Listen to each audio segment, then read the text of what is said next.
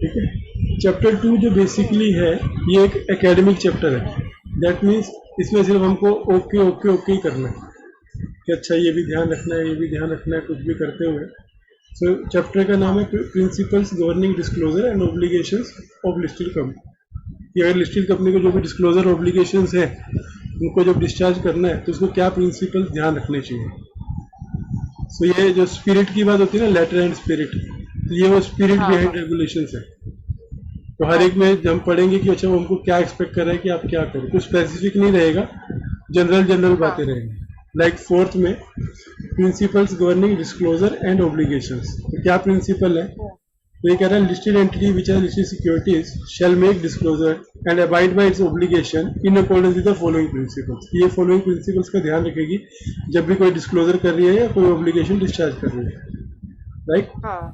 तो फर्स्ट एक बार पढ़ो क्या कह रहे हैं। हाँ, Yeah, information shall be prepared and disclosed in accordance with the applicable standards of accounting and financial disclosure. तो लाइक जब भी आप रिजल्ट्स देते हो, कुछ भी देते हो, तो आप अकाउंटिंग स्टैंडर्ड को फॉलो करोगे। Follow करें। Then the listed entity shall implement the prescribed accounting standards in letter and spirit in preparation of financial statements, taking into consideration the interest of all the stakeholders, and shall also ensure that the annual audit is conducted by an independent, competent and qualified auditor. पहले और दूसरे में फर्क क्या है? पहले में वो कह रहा था जब भी आप कोई इन्फॉर्मेशन एक्सचेंज को डिस्क्लोज करोगे तो अकाउंटिंग स्टैंडर्ड के हिसाब से करोगे। दूसरा बोल रहा है आप अपनी कंपनी में जो अकाउंटिंग स्टैंडर्ड है not only in letter but spirit में भी फॉलो करोगे। इंटेंशन का ध्यान रखते हुए, और अपने एनुअल ऑडिट कराओगे independent, competent and qualified auditor से। और स्टेक होल्डर्स का इंटरेस्ट प्रोटेक्ट। हाँ, ठीक है।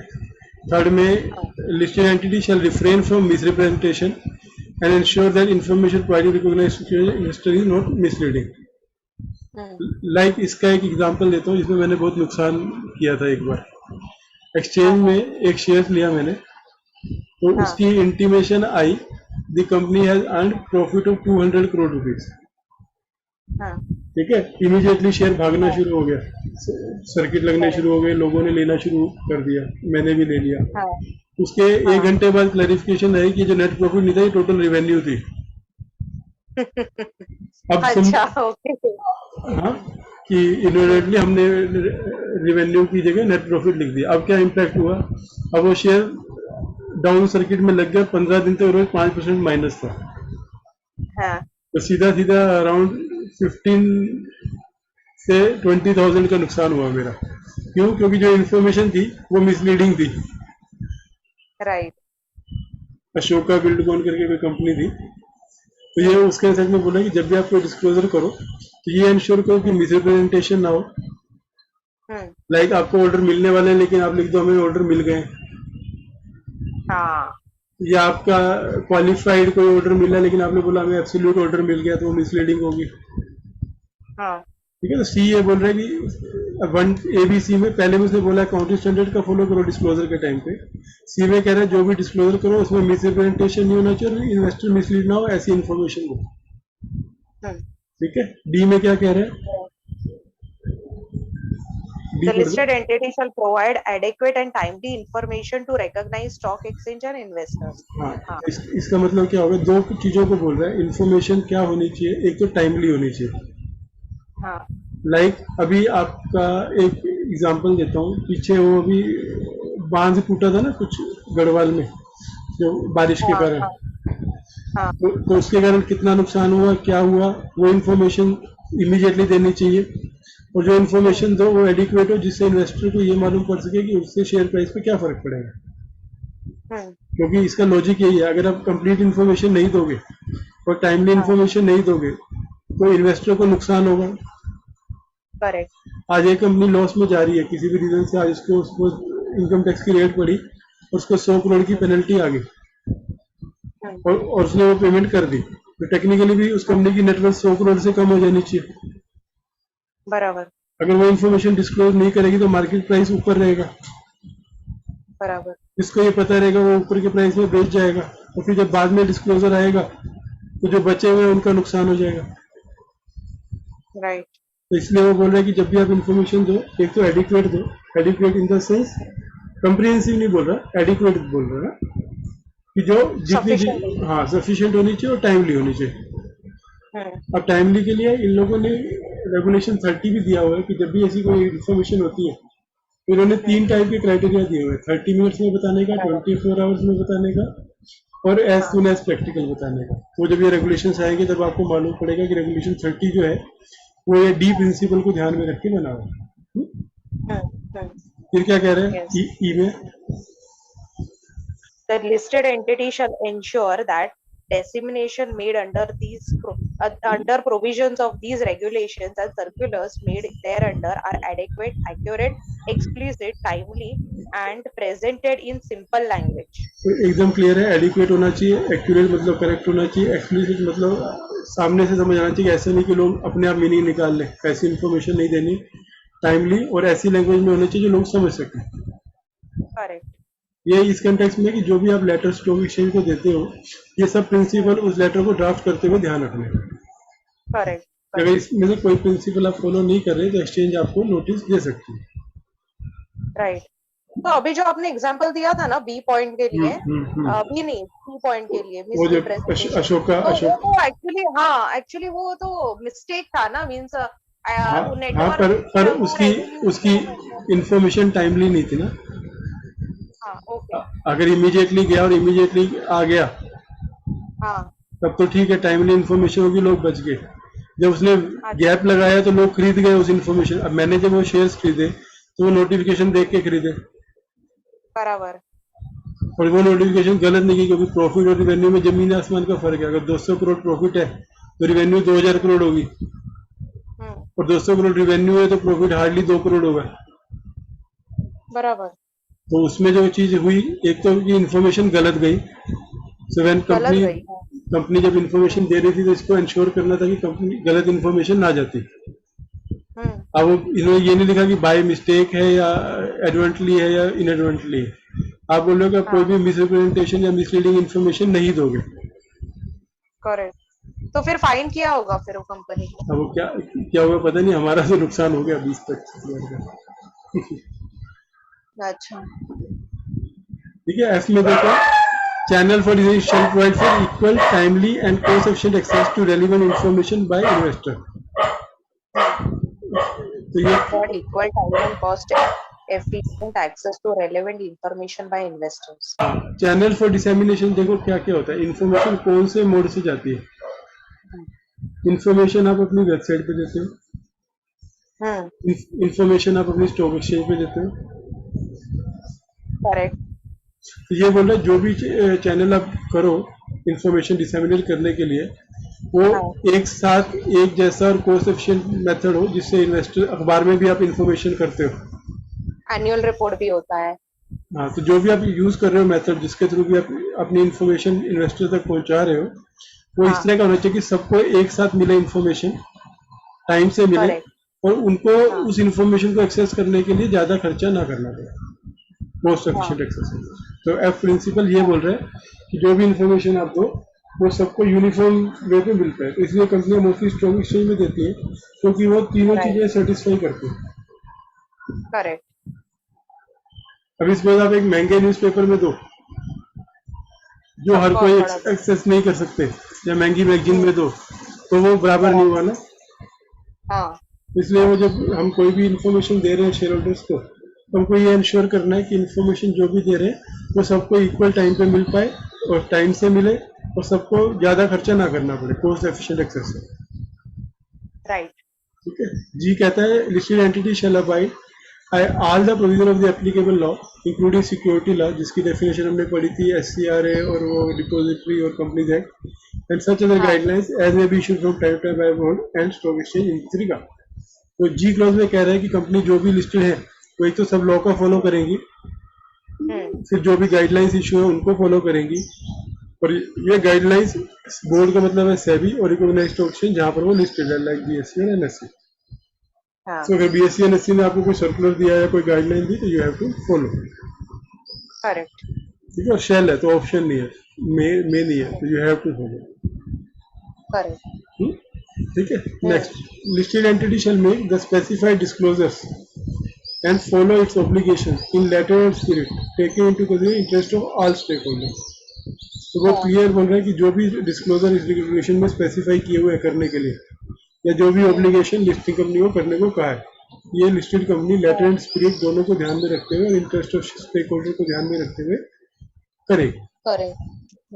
और वो भी ऑल स्टेक होल्डर को। ऐसा नहीं कि मेजोरिटी स्टेक होल्डर के इंटरेस्ट में देखा, माइनॉरिटी को बिल्कुल, सब स्टेक होल्डर का इक्वल ध्यान रखना है। हाँ, करेक्ट।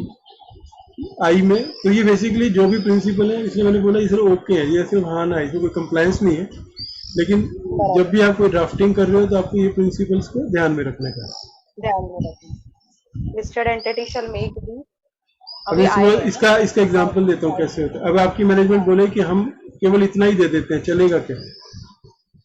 हाँ, राइट। तब आपको ये प्रिंसिपल देखना है कि वेदर उससे कोई प्रिंसिपल वायलेट तो नहीं हो रहा है। क्योंकि मैनेजमेंट बोलेगी हम लिमिटेड इन्फॉर्मेशन दे देते हैं, हम इतना इतना क्या दें, या हम इधर इन्फॉर्मेशन देते हैं, तो ये प्रिंसिपल्स को ध्यान में रखते हुए हमको मैनेजमेंट को एडवाइस करना पड़ता है कि अगर ये प्रिंसिपल में फॉलो कर रहा है तो आप दे सकते हो, नहीं कर रहा है तो आपको ये इंश्योर करना चाहिए, क्योंकि लेटर एंड स्पिरिट दोनों को फॉलो करना है। करेक्ट। ये स्पिरिट है बेसिकली इन रेगुलेशंस की। आई बोलो सर, और मुझे इसमें और एक पॉइंट है, जैसे अभी ये प्रिंसिपल्स हम लोग कर रहे हैं ना, फॉर एग्जांपल हम लोग को सबको अवेयर भी करना है ना, because see today I am a company secretary of a listed company, but the end I have gone through the regulations, but मेरा जो एमडी है, सीएफओ भी टू सर्टेन एक्सटेंट, एंड बाकी जो डायरेक्टर्स है, कभी कभी क्या होता है, ये लोग कभी मीडिया में बोल देते हैं कि इधर जाके उधर जाके इंटरव्यू किया, तो वो कैसे फिर इंश्योर करने का, मैं यही बोल रहा हूँ। अब ये कैसे होता है, जब कोई डायरेक्टर अपॉइंट होता है या केएमपी अपॉइंट होता है, तब उनको इनिशियल किट दी जाती है। हाँ। तो उस टाइम पे उनको ये अवेयर कराया जाता है कि आपके क्या ऑब्लिगेशंस हैं, क्या रोल्स हैं, क्या रिस्पॉन्सिबिलिटीज हैं, लाइक इसमें भी आएगा बोर्ड की रिस्पॉन्सिबिलिटीज। सो आइडियल प्रैक्टिस क्या है, जब भी कोई नया डायरेक्टर या नया केएमपी आपकी कंपनी में अपॉइंट होता है, तो एक लेटर में उसके रोल्स रिस्पॉन्सिबिलिटीज जो है वो उसको शेयर की जाए, तभी वो अवेयर हो पाएंगे। बाकी जब ये चीज़ें आती है, ये इवेंट बेस्ड आती है, क्योंकि आपके पास क्वेरी आती है कि हम ऐसा डिस्क्लोजर दे रहे हैं, चलेगा क्या? क्योंकि आप क्या बोलते हो कि रेगुलेशन में लिखा है डिस्क्लोज करना है, पहले तो मैंने बोलते हमें नहीं करना, तो आपको उनको ये कन्विंस करना पड़ता है कि देखो रेगुलेशन में लिखा हुआ है, तो इन लेटर लिखा हुआ है, तो हमको फॉलो ही करना है। फिर बोलते हैं जब देना है तो मिनिमम इतना दे देते हैं, चलेगा क्या? तब हमको ये प्रिंसिपल्स का ध्यान में रख के उनको बताना पड़ता है कि चल पाएगा कि नहीं चल पाएगा। ठीक है, आई में जाओ। फाइलिंग रिपोर्ट स्टेटमेंट,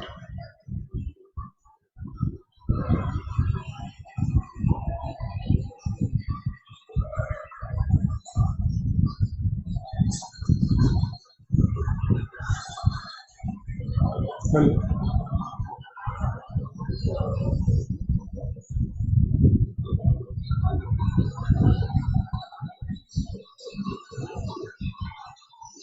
सर सुनाई दे रहा है मेरा आवाज आपको? हाँ आ रहे ना। हाँ हाँ। तो रेलेवेंट इंफॉर्मेशन देना है wherever filing report statements documents and information which are event based और are file periodically shall contain relevant information। मैं कुछ भी नहीं देने, ऐश्वर्या राय की फोटो लगा के अपलोड नहीं कर देने का, जिस चीज का कंटेक्स्ट है उस चीज में इंफॉर्मेशन देने।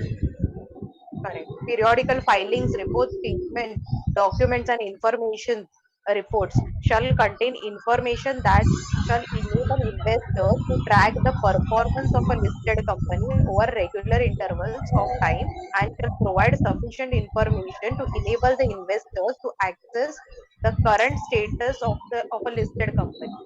अब ये किस कंटेक्स्ट में बात हो रही है? लाइक जब रिजल्ट्स है, तो जब आपके क्वार्टरली रिजल्ट आते हैं, हाफ ईयरली रिजल्ट आते हैं, एनुअल रिजल्ट आते हैं, तो इस प्रिंसिपल के बेस पे वो रिजल्ट्स का क्राइटेरिया बना हुआ है कि इससे जो भी इन्वेस्टर्स हैं आपकी कंपनी में, वो आपकी परफॉर्मेंस को ट्रैक कर सकते हैं क्वार्टरली रिजल्ट्स को देखते हुए। यस। और उसमें सफिशिएंट इन्फॉर्मेशन होनी चाहिए जिससे हमें मालूम पड़े कि आज के दिन में वो कंपनी का क्या स्टेटस है, लॉस मेकिंग है, प्रॉफिट मेकिंग है, ग्रो कर रही है, नीचे जा रही है। इसके लिए फिर नोट्स भी आते हैं कि कुछ भी अगर मटेरियल इवेंट्स हुई तो उसके नोट्स के साथ भी हम क्वालिफाई करते हैं। तो जे पॉइंट यही कह रहा है कि आपको रेगुलरली इन्फॉर्मेशन शेयर होल्डर्स के साथ शेयर करते रहना चाहिए। हाँ। और वो जो इन्फॉर्मेशन आप शेयर करो उसमें सफिशिएंट होना चाहिए ताकि इन्वेस्टर्स जो है वो आपका करंट स्टेटस जान सकें। करेक्ट, यस, ठीक है, यस, ये ध्यान में रखना है सब हम लोग को ये जब सिर्फ भी ध्यान में क्या रखना है, ध्यान में रखना है, इसका एक्चुअल कुछ नहीं, क्योंकि एक्चुअल के लिए स्पेसिफिक सेक्शंस बने हुए हैं कि अगर आपको रिजल्ट देना है तो उसका ये फॉर्मेट है, उसमें ये नोट्स देने हैं, अगर आपको शेयरिंग पैटर्न देना है तो ये फॉर्मेट में देना है, आपको ये सर्टिफिकेट देना है तो फॉर्मेट है, ऑलमोस्ट हर चीज के लिए दिया हुआ है। जहां पर नहीं दिया हुआ है और जब क्वेश्चन मार्क हो जाए, डाउट हो जाए, तो you can always refer to these principles.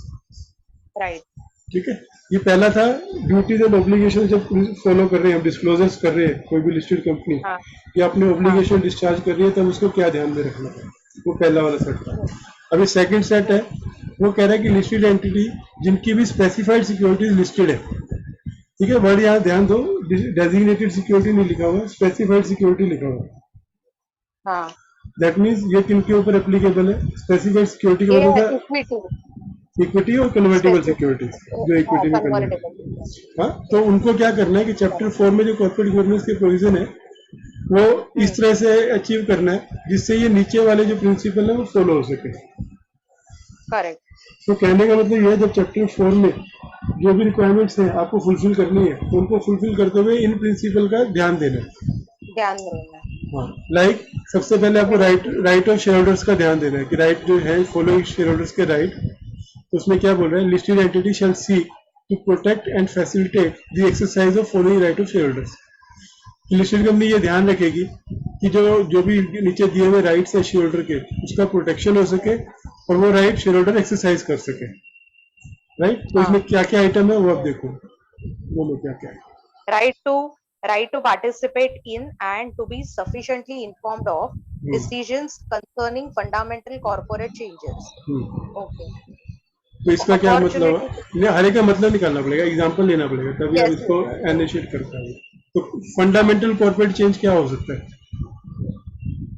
अगर एक कंपनी आज के दिन में हाँ, अनलिस्टेड होने वाली है, लिस्टेड से अनलिस्टेड, तो शेयर होल्डर्स को इन्वॉल्व होना चाहिए उसमें। करेक्ट, तो एंड इसका कोई मेजर पर्सन है जो चला रहा है कंपनी को, वो हाँ बजा रहा है या कोई आ रहा है।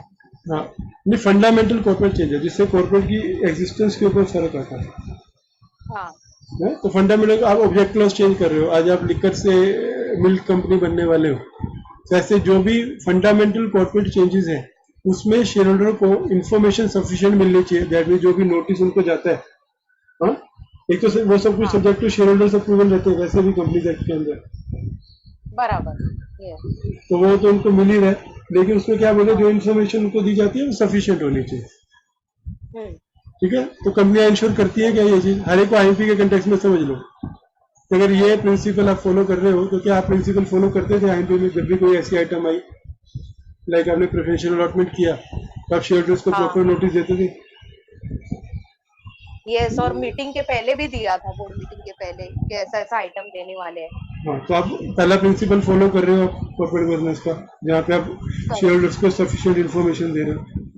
मतलब हमने को हर प्रिंसिपल को इस तरह से समझना है कि क्या ये प्रिंसिपल हम फॉलो कर रहे हैं या नहीं कर रहे हैं जनरली, क्योंकि आप किसी भी लिस्टेड कंपनी में जाओगे तो ये चीजें होती है।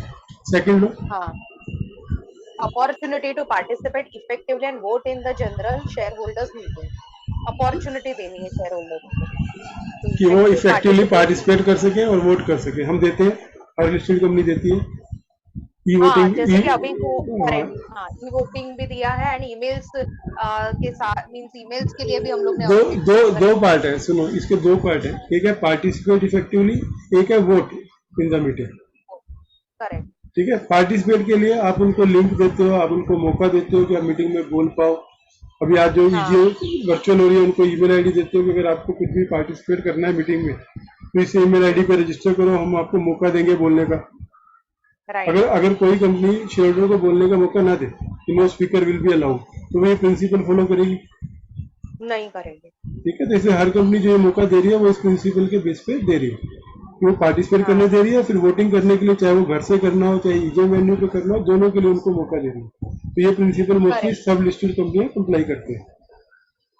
मुझे खाली एक मिसिंग पॉइंट है जो हम लोग most of the listed companies का मैंने देखा है कि वो लोग क्या करते हैं, चेयरमैन है ना पहले ही बोलता है कि each share holder will get not more than 5 minutes to speak, and whether that is in compliance of this because उसको अगर कुछ 10 नहीं मिनट देखो, बोलना है। मेरा क्या बोलना है, हाँ कि जब हाँ फ्रीडम मिलती है should come with certain restrictions, हाँ हाँ हाँ राइट।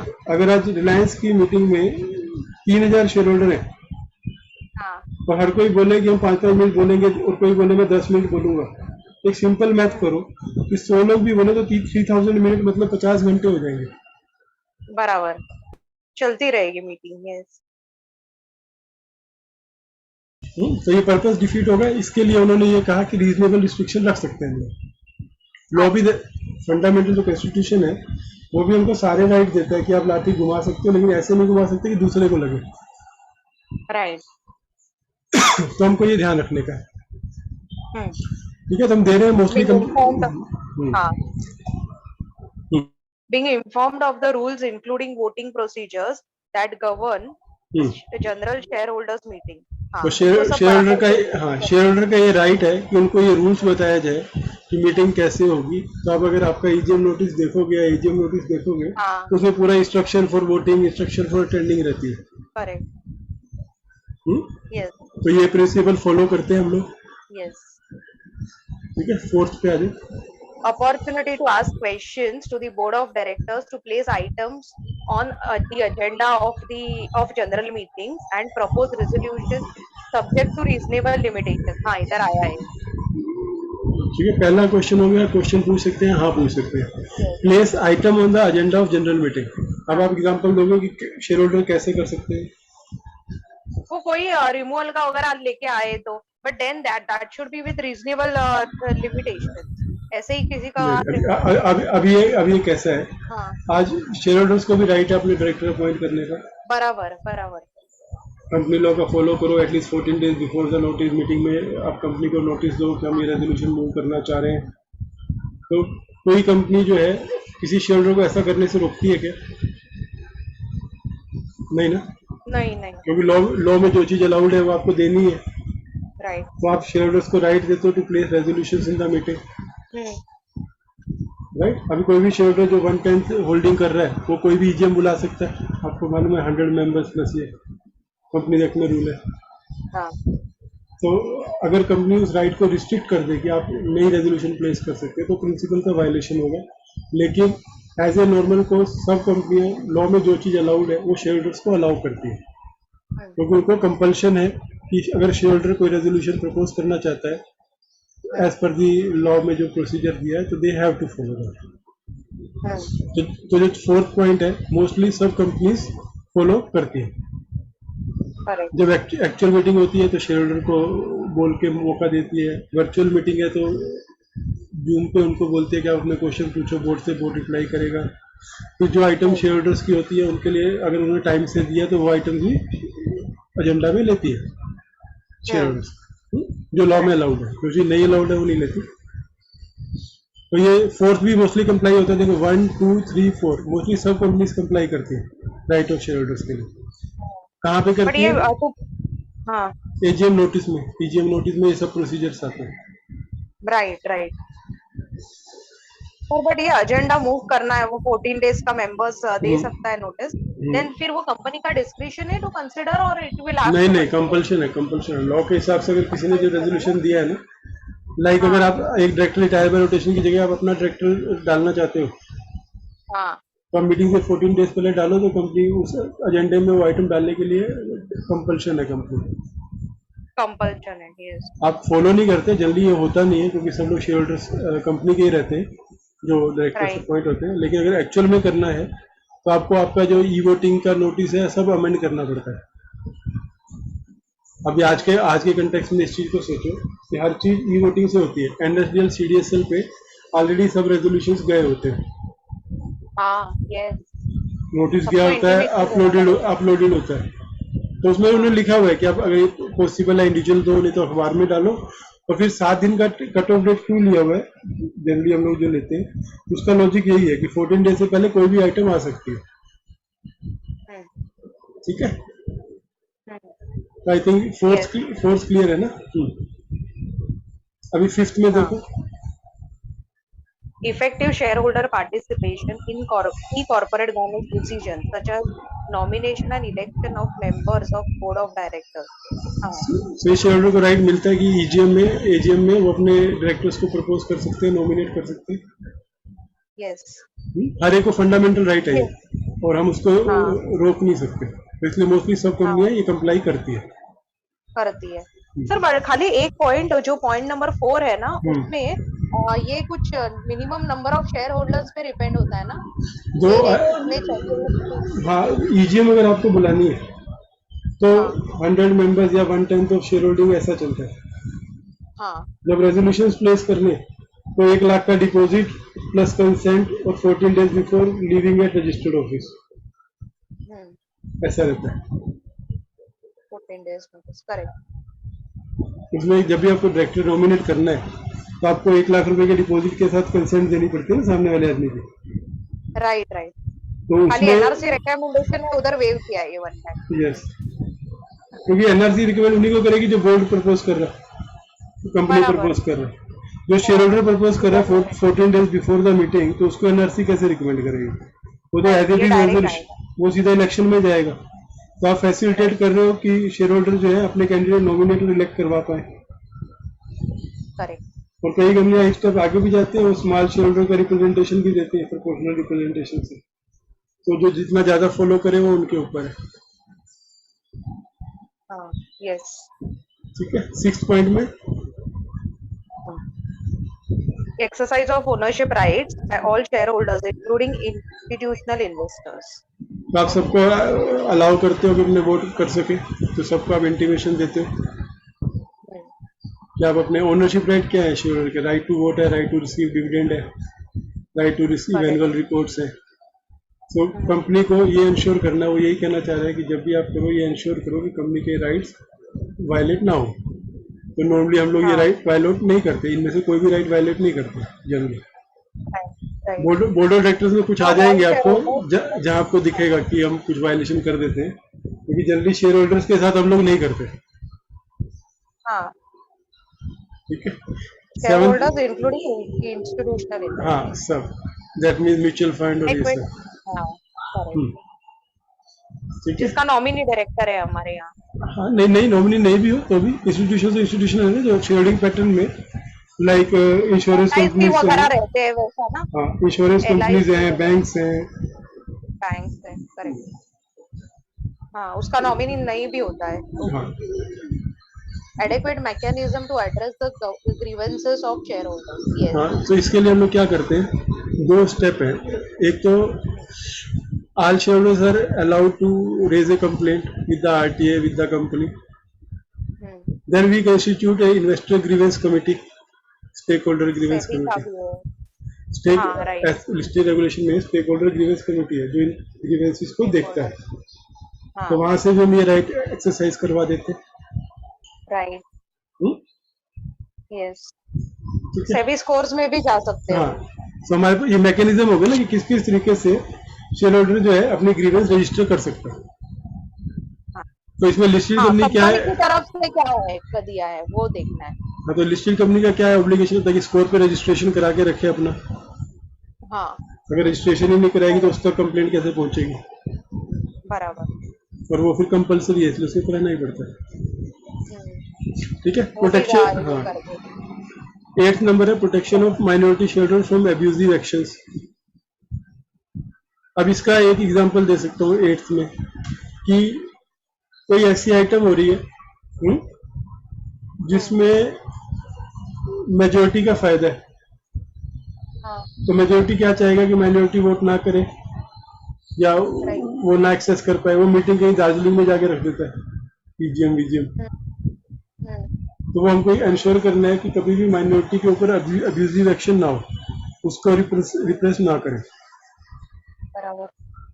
जनरली होते ना क्लास में होते कि आपका माइनॉरिटी मेजॉरिटी पे करता है कि हमारे को ऑपरेस किया जा रहा है, ऑपरेशन एंड मिसमैनेजमेंट वाले। तो यहाँ पे ये क्या बोल रहा है कि लिस्टेड कंपनी इंश्योर करेगी कि इस तरह से डिसीजंस ना हो जहाँ से मेजॉरिटी माइनॉरिटी को वो सप्रेस करे, अब्यूज करे। हाँ, जनरली ये कंट्रोलिंग इसमें फिर वो क्लास एक्शन सूट आ गया क्या इसमें से, फिर माइनॉरिटी के इंटरेस्ट में? क्लास एक्शन जनरली उस केस में भी होता है जैसे डिपॉजिटर्स का है, डिपॉजिट से तो मल्टीपल हाँ डिपॉजिटर्स है तो वो हाँ सब depositor as a class suit कर सकते हैं। करेक्ट। पर यहाँ पे जो कहना चाह रहे हैं, यहाँ पे ये कहना चाह रहे हैं कि जो भी आप डिसीजन लेते हो, कंट्रोलिंग स्टेक जनरली कंपनी में प्रमोटर्स का रहता है। बराबर, यस। ठीक है, तो जो भी डिसीजन आप ले रहे हो इस तरह से नहीं होने चाहिए कि जहाँ पे अब्यूज हो। अब्यूज मतलब है कि आप अपनी पावर्स का गलत यूज कर रहे हो। अब ये प्रिंसिपल कई जगह फॉलो होगा, कई जगह फॉलो नहीं होगा। हाँ, तो ये सब्जेक्टिव प्रिंसिपल है और कंपनी की कॉर्पोरेट गवर्नेंस के ऊपर डिपेंड करता है। Right right.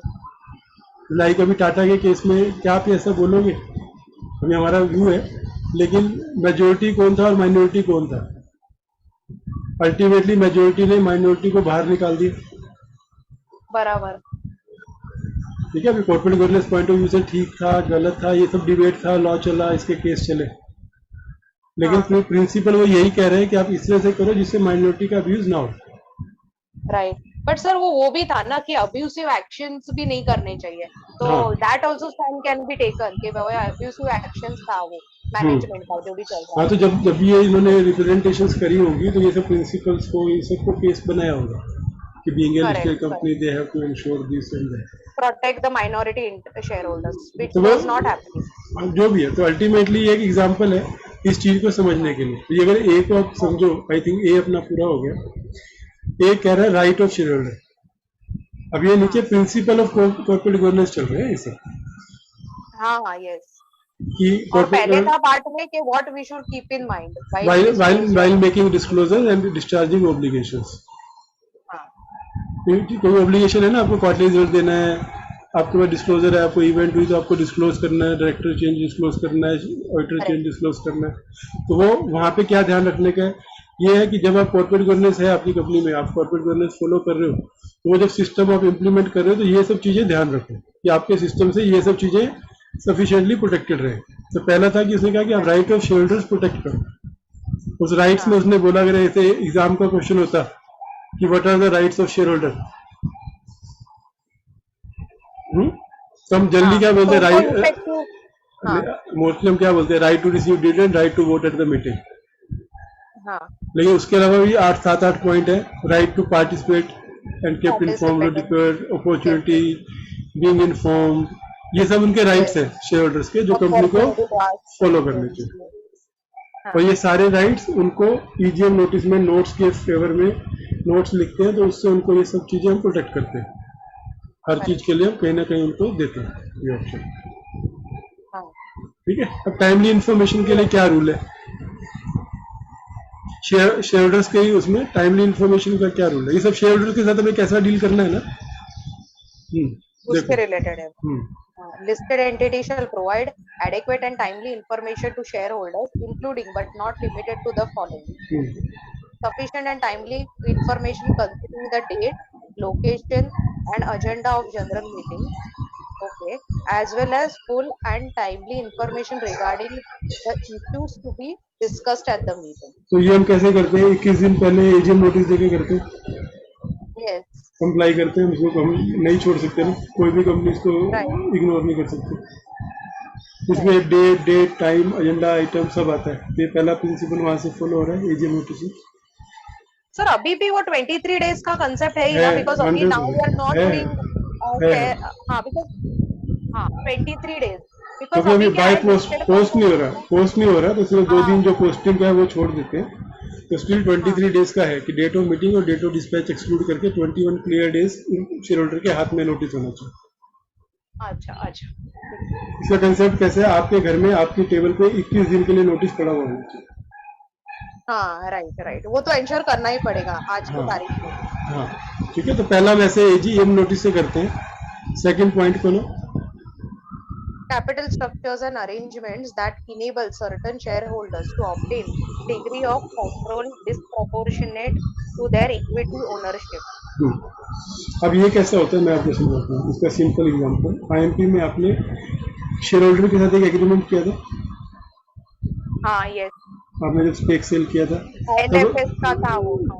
जिसका भी था, तो आपने अपने आर्टिकल में अमेंडमेंट की, ये कहते हैं कि अब जो ये शेयर होल्डर आया है इसको स्पेशल राइट्स रहेंगे, करेक्ट, लाइक कि बोर्ड मीटिंग में इसके बिना, ये नहीं, सब शेयर होल्डर को तो ये राइट नहीं है ना, राइट, जिसके बाद एक शेयर होल्डर है उसको ये राइट है कि उसकी मर्जी के बिना बोर्ड डिसीजन नहीं लेगा। हाँ, तो ये क्या बोल रहे हैं, जब भी ऐसा कुछ होता है तो आपको शेयर होल्डर्स को प्रॉपर इन्फॉर्मेशन उसके बारे में देनी है। That means explanatory statement should contain all those provisions which are giving disproportionate right to that shareholder as compared to other। तो कैपिटल स्ट्रक्चर के साथ ही आते हैं ना। जनरली फिर उससे हर एक इसमें में आएगा क्या, वो हर एक इसमें आएगा कि उसका रिलेटेड पार्टी ट्रांजैक्शन होगा तब भी आएगा? नहीं, जब आपने शेयर होल्डर के साथ एग्रीमेंट किया कि कोई शेयर होल्डर आपकी कंपनी में 10% स्टेक करेगा, तो उस 10% स्टेक के एग्रीमेंट में आप ये सब बातें लिखते हो कि शेयर होल्डर का एक नॉमिनी रहेगा, उसकी पसंद के बिना बोर्ड मीटिंग नहीं होगी, ये आइटम तभी होगी, वीटो पावर बोलते हैं ना। हाँ, यस यस। तो ये जब आपने ये राइट किसी शेयर होल्डर को दिए ओनरशिप से डिस्प्रोपोर्शनेट, तो ये बोल रहा है प्रिंसिपल कि आपको सब शेयर होल्डर्स को उसके बारे में एडिक्वेट इन्फॉर्मेशन देनी है। अच्छा, बट वो डिस्प्ले में डालना है एक्सप्लेनेटरी स्टेटमेंट या नोटिस में? वो तो आप तरीका है ना, एक्सप्लेनेटरी स्टेटमेंट में डालो या उस एग्रीमेंट को रेफर करके आप उसको बोलो कि ये अवेलेबल है वेबसाइट पे या रजिस्टर्ड ऑफिस पे। हाँ, लेकिन बट उसके रिलेटेड कोई एजेंडा है नहीं है, बट आपको वो डिस्क्लेमर देना ही है सब। पर जनरली कैसा होता है, वो बाइंडिंग ही तभी होते हैं जब आप आर्टिकल अमेंड करते हो, डिस्प्रोपोर्शनेट राइट, और उस नोटिस की आइटम में एक्सप्लेनेटरी में आपको ये सब इन्फॉर्मेशन डिस्क्लोज करनी चाहिए, क्योंकि सबके ऊपर बाइंड नहीं हो सकता जब तक आर्टिकल्स में नहीं होगा। हाँ, खाली तो, वही इसमें आएगा। हाँ, तो ये सेकंड पॉइंट है कि जब भी कोई कैपिटल स्ट्रक्चर और अरेंजमेंट होता है जहाँ पे किसी को डिस्प्रोपोर्शनेट राइट मिल रहे हैं, तो सब शेयर होल्डर्स को इसकी इन्फॉर्मेशन मिलनी चाहिए, एडिक्वेट और timely.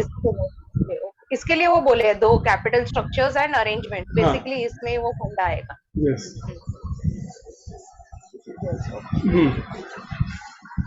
Rights attach to scheme of arrangement भी आए क्या सर पॉइंट नंबर 2 में? अगर सेकंड कंडीशन पूरी हो रही है, to obtain a degree of control disproportionate to equity ownership, अगर all equity shares rank pari passu और कोई एक्स्ट्रा राइट नहीं है तब आपको जरूरत नहीं है ना। बराबर। थर्ड में rights attach to series and classes of shares which shall be disclosed to investors before they acquire shares। तो ये क्या कह रहा है कि जब भी आप कोई इश्यू ला रहे हो, कुछ ला रहे हो, तो उस शेयर्स के ऊपर क्या राइट्स हैं वो आपको शेयर होल्डर को उनके एक्विजिशन से पहले डिस्क्लोज करना है। अब लिखते हैं ना टर्म्स में, लिखते हैं these shares shall rank pari passu with the existing shareholder, या these shares will be non voting shareholders, जैसे टाटा में है डीवीआर भी है और नॉर्मल भी है। तो आप जब तो जब आप डिस्क्लोज करोगे सब्सक्रिप्शन के लिए वो शेयर्स ऑफर मार्केट में डालोगे, तो ये बोल रहा है कि आपको शेयर होल्डर को सफिशिएंटली टाइमली इंफॉर्मेशन देनी है कि उसमें क्या राइट्स है। तो ये सिर्फ ये इंश्योर करना प्रिंसिपल में, टाइमली इंफॉर्मेशन में 3 चीजें बोल रहा है। एक, मीटिंग का टाइम से बताओ, किसी को डिस्प्रोपोर्शनेट राइट दे रहे हो तो वो बताओ, किसी भी शेयर होल्डर को अगर आप शेयर एक्वायर करने के लिए बोल रहे हो तो उसको उससे पहले उसमें जो राइट्स है वो बताओ। Series and class of shares. Series and class में डिफरेंस मालूम है ना? क्लासेस मींस ये ना प्रेफरेंस शेयर। हाँ, और सीरीज मतलब इक्विटी ए, इक्विटी बी, प्रेफरेंस ए, प्रेफरेंस बी, डिवेंचर ए, डिवेंचर बी। अच्छा, वैसा है कि वो वोटिंग से रिलेटेड है सीरीज? नहीं, सीरीज जनरली हम ऐसे यूज करते हैं। अच्छा, और क्लास हम इसलिए यूज करते हैं कि इक्विटी है, प्रेफरेंस है, कन्वर्टिबल डिवेंचर है। हाँ, अब उसी डिवेंचर में प्रेफरेंस शेयर्स है, ठीक है। अब एक प्रेफरेंस शेयर 4% वाला है, एक 6% वाला है, एक 8% वाला है, उनकी सीरीज अलग अलग होगी जो अलग अलग टुकड़ों में इशू है, ठीक है। तो टाइमली इंफॉर्मेशन क्लियर हुआ बी में। हाँ, यस। सी में इक्विटेबल ट्रीटमेंट, कंसेप्ट से ही समझ आ रहा है कि सब शेयर होल्डर को इक्वल ट्रीट करो। Listed entity shall ensure equitable treatment of all shareholders, including minority and foreign shareholders, in the following manner: all shareholders of the same series of class shall be treated equally। Okay, that means ये एक series जो है for एक particular 4% preference share के जितने भी share holder हैं उनको एक ही वो ट्रीटमेंट सेम। देना। अगर सपोज सारे के सारे पार्टली पेड अप है, हाँ। तो आप ये नहीं कह सकते कि तुम 5 जो है वो करो और बाकी पेमेंट मत करो। हम्म। अगर आप कॉल रेज करो तो सबके ऊपर इक्वली कॉल रेज करोगे, अगर आप डिविडेंड दे रहे हो तो करेक्ट। सबको इक्वल डिविडेंड दोगे। हम्म। तब आप ये नहीं कह सकते कि प्रमोटर ग्रुप को दिया जाएगा, पब्लिक को नहीं दिया जाएगा, क्योंकि सब एक ही क्लास में है और एक ही सीरीज में है। राइट। आप समझ रहे हो, same series of A class. हाँ। तो इक्विटी, सारे इक्विटी एक एक ही सीरीज में आएंगे। बराबर। प्रेफरेंस शेयर 4%, 6%, 4% वाले अपनी सीरीज में इक्वल ट्रीट किए जाएंगे, 6% अपनी सीरीज में इक्वल ट्रीट किए जाएंगे। हाँ। यहाँ पे वो यस। ये बोल रहा है कि हर एक को आप डिफरेंशियल ट्रीटमेंट नहीं दे सकते। हाँ। आगे correct. Then effective shareholders participation in key corporate governance decisions such as nomination and election. Sir एक मिनट है, ये फिर से आ गया क्या हाँ, इसमें? ये सेम रिपीट हो रहा है। हाँ हाँ। Such as nomination and election of members of board of directors shall be facilitated. Okay. सबको फैसिलिटेट करना है। हाँ। Third, Equal nomination and exercise of voting rights by foreign shareholders shall be facilitated. हाँ, उनको भी करने का ये देना पड़ेगा। बराबर। देते ही है कहीं आप जैसे वहाँ पे, इंडियन। आपको वहाँ पे रुकना है जहाँ पे आप नहीं करते, जहाँ पे हाँ। लगे कि यहाँ पे दो प्रैक्टिस हो सकती हैं कि कई कंपनियां करती हैं और कई नहीं करती हैं। फोर्थ, सर बट अगर नहीं करती है कोई कंपनी तो फिर उसको क्या फिर आता है क्या नोटिस वगैरह? वायलेशन Why होगा are ना, you not? ऑब्वियसली हाँ। वायलेशन होगा। अगर आप ये कहोगे कि फॉरेन शेयरहोल्डर वोट नहीं कर पाएंगे तो इमीडिएटली आरओसी से नोटिस आ जाएगा, वो correct. But defective. When they are representing ना, अभी कोई कंपनी का फॉर एग्जांपल लिस्टेड कंपनी का इतना बड़ा नोटिस होता है, स्टॉक एक्सचेंज थोड़ी एक एक पर लाइन पर पढ़ के पर, उसको। पर उसमें क्या रहता है, उसमें आरओएम अपलोड होता है ना एक पर्टिकुलर डेट का। अब अगर आपने क्या उस अपलोड होगा? ROI, register of register of member, members. जो भी आप कट हाँ। ऑफ डेट रखते हो, उस दिन का पूरा हाँ। रजिस्टर ऑफ मेंबर आपको अपलोड करना पड़ता है।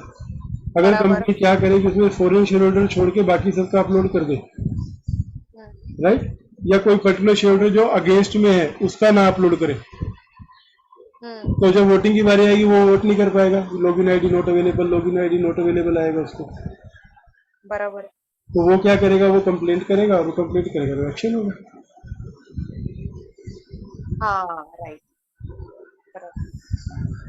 तो we should be careful, the company should be careful. मतलब पूरा रजिस्टर मेंबर अपलोड करना पड़ता है। अगर जो माल प्रैक्टिसेस कर रहे हैं तो वो इस तरह से माल प्रैक्टिसेस कर सकते हैं कि पूरा अपलोड ना करें।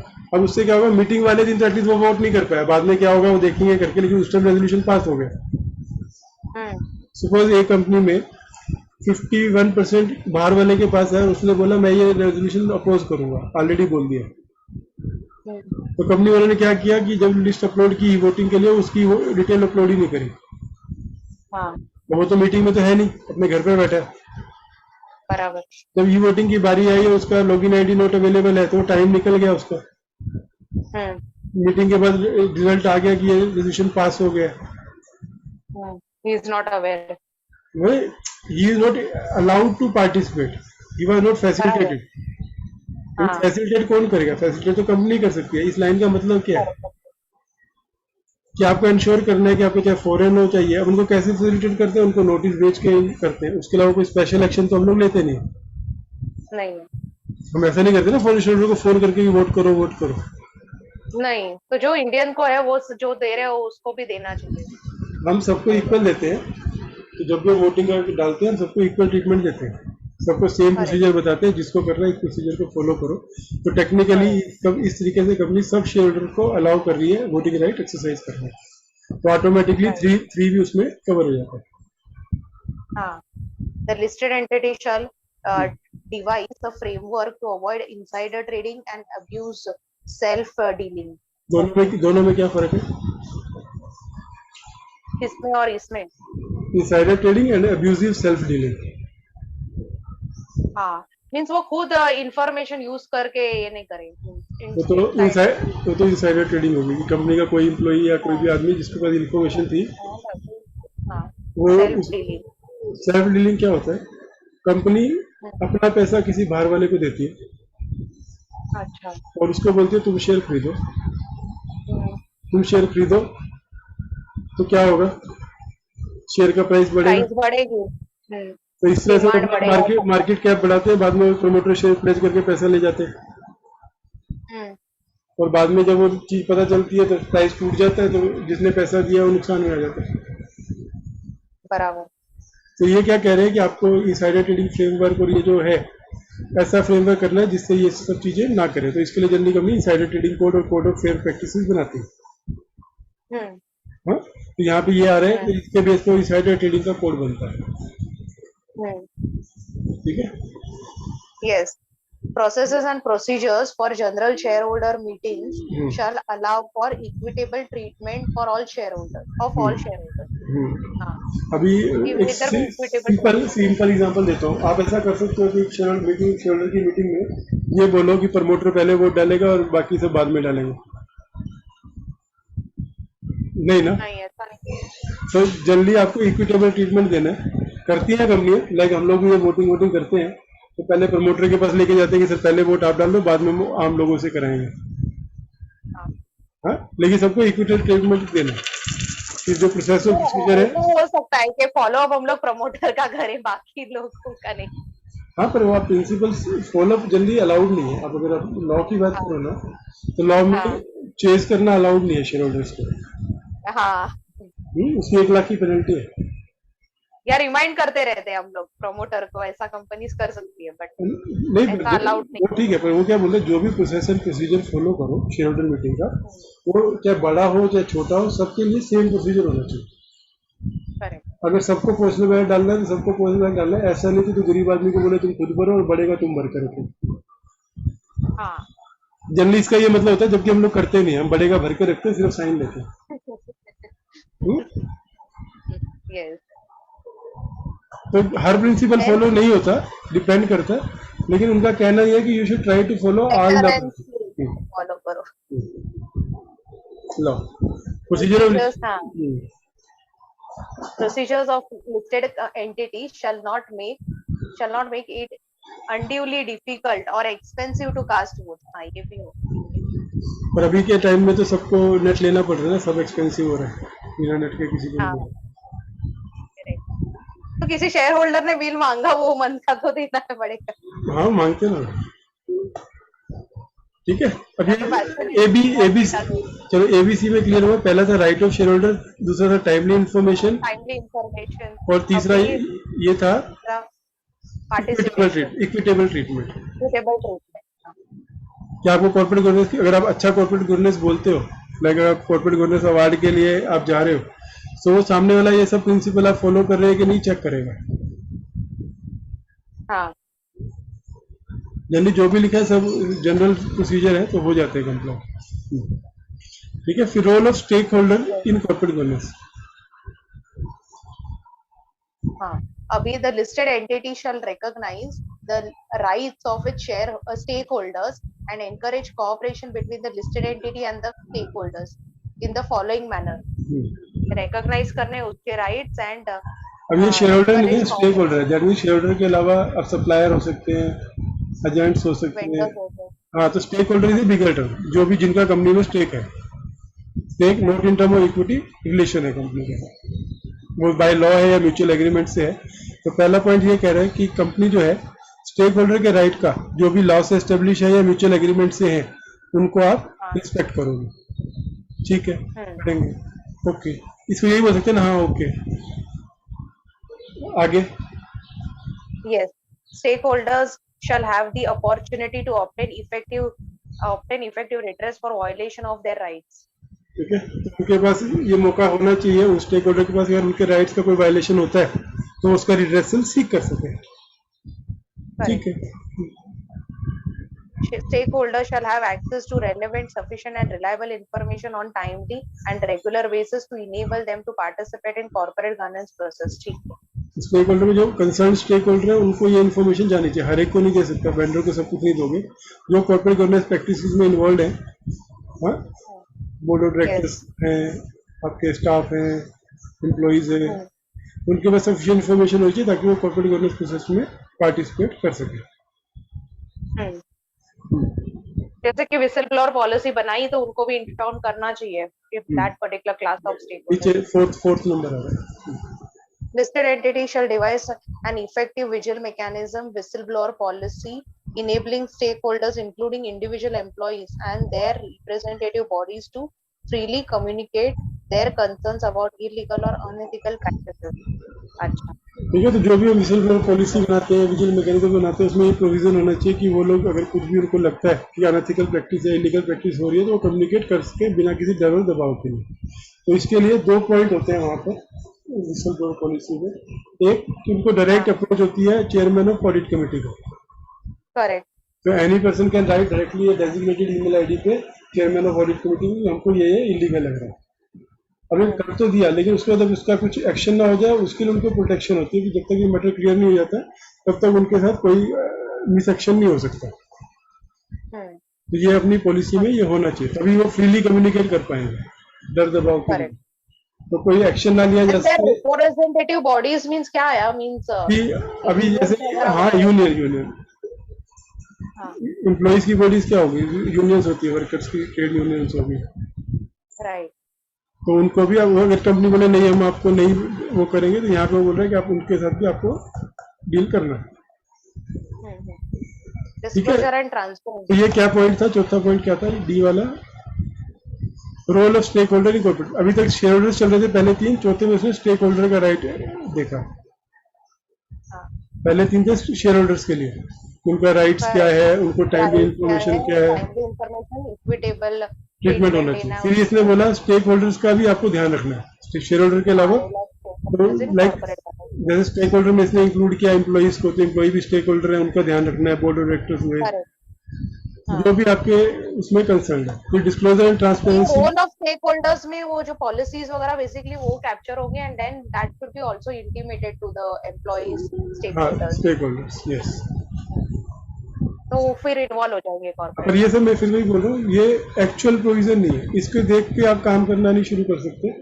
ये सिर्फ आगे इनके बेस पे आगे के रेगुलेशंस बने हुए हैं जो इधर से अपनी स्टेम लेते हैं। तो कहीं पे भी डाउट हो तो आप इनको यूज कर सकते हैं। तो जहाँ पे भी आपको कंफ्यूजन होगा कि मुझे करना है कि नहीं करना, तो यू हैव टू इंश्योर कि वो प्रिंसिपल फॉलो हो रहा है। Disclosure and transparency. एक minute. Disclosure and transparency. Listed entity shall ensure timely and accurate disclosure on all material matters, including financial situation, performance, ownership, and governance of the listed entity in the following manner. Information shall be prepared and disclosed in accordance with the prescribed standards of accounting, financial, and non-financial disclosures. सबसे पहले वाले में पढ़ा था हम लोगों ने disclosures में कि जब आप डिस्क्लोजर करते हो तो आपको क्या इंश्योर करना है कि आप अकाउंटिंग स्टैंडर्ड फॉलो करो, जो भी डिस्क्लोजर प्रैक्टिस है फॉलो करो। फिर बी भी हमने पढ़ा था इक्विटेबल में, second point. Then and sir ये क्या है नॉन फाइनेंशियल डिस्क्लोजर में क्या क्या आएगा? मींस बाकी सब चीजें फाइनेंशियल में अकाउंट्स की चीजें होगी ना, नॉन फाइनेंशियल जो अकाउंट से लिंक नहीं है, डायरेक्टर का अपॉइंटमेंट है, ये सब जो है वो सब आएगा उसमें। Channels for disseminating information shall provide for equal timely and cost efficient access to relevant information by user. अभी हमने ऊपर ही इक्विटेबल ट्रीटमेंट में पढ़ा था वो सब की, इनके डिस्क्लोजर ऐसा होना चाहिए कि सबको इक्वल टाइम। तो हमने बोला स्टॉक एक्सचेंज में डिस्क्लोज करो तो ऑटोमेटिकली सबको फ्री ऑफ कॉस्ट एक ही टाइम पे सबको मिलेगा। वेबसाइट यूज करो सबको मिलेगा, लेकिन अगर आप ईमेल यूज करो as a channel of communication और आप सिलेक्ट लोगों को दो तो आप ये प्रिंसिपल फॉलो नहीं कर रहे। अगर आपने यही बोला कि जिनके पास ईमेल आईडी है मैं उनको ये मेल कर देता हूँ, फिजिकल में कुछ नहीं करता हूँ, तो आप इक्वलिटी नहीं कर रहे। Therefore, जो जिसके पास वो इसके लिए वो इनसाइडर ट्रेडिंग कोड भी बना है ना, बिकॉज जिसके पास है वो उसको कॉन्फिडेंशियलिटी मेंटेन करना है जब तक वो इन्फॉर्मेशन। लेकिन कंपनी को क्या बोला, जब भी आप डिस्क्लोज करो यू हैव टू इंश्योर कि डिस्क्लोजर सबको इक्वल होना चाहिए। Yes, cost efficient. क्योंकि इसका रीजन है 1 मिनट के गैप पे स्टॉक मार्केट के प्राइस में जमीन आसमान का फर्क पड़ जाता है, जिससे लोगों को प्रॉफिट या लॉस होता है। अगर आपने सिलेक्टेड इन्वेस्टर को मीटिंग के बाद ये बोल दिया कि हमारी कंपनी अभी इंसॉल्वेंसी में जाने वाली है, 2 लाख शेयर होल्डर है, आपने 10 को बोला, ये 10 लोग क्या करेंगे? 10 को आपने सेल बेच देंगे। 10 को आपने उसी दिन मेल कर दिया, स्टॉक एक्सचेंज को बताया नहीं और बाकी सबको पोस्ट किया। हाँ, जी, तो ये तो उनको पहले मिली ऊपर डिस्प्रपोर्शनेट हो गया ना। इस पर। तो इसलिए लिस्टिंग रेगुलेशन क्या बोलते हैं, जब भी आप शेयर होल्डर को तो स्टॉक एक्सचेंज में पहले इंटीमेट करो ताकि सबको पहुंच जाए वो चीज। तो अगर आप जब भी तो ये जो हम्म, डिस्प्रपोर्शनेट राइट वाले शेयर होल्डर है उसको भी साथ ही में इंफॉर्मेशन नहीं, देना है राइट जो की बात बाकी नहीं हो शेयर। रहा है, राइट की बात नहीं हो रही। ये बोल रहे हैं सब शेयर होल्डर्स को जो भी इंफॉर्मेशन आप डिस्क्लोज करते हो वो इक्वल मैनर में डिस्क्लोज होनी चाहिए। हाँ, तो लाइक किसी को भी पहले नहीं देना है, बाकी मतलब दूसरों के ऐसा नहीं बाद कर में सकते कि सिलेक्ट को आप पहले दो और बाकियों को बाद में दो। हाँ, और उसका लॉजिक यही है क्योंकि वो इन्फॉर्मेशन के बेस पे लोग अनड्यू प्रॉफिट कमा सकते हैं या लोग बचा सकते करेक्ट। हैं, तो बट इसलिए ऐसा हो सकता है क्या इन रियलिटी, हाँ बिकॉज होता है ना। आईएमपी में भी तो था मैं वो मैं बता रहा हूँ, अभी शेयर समझो, होल्डर।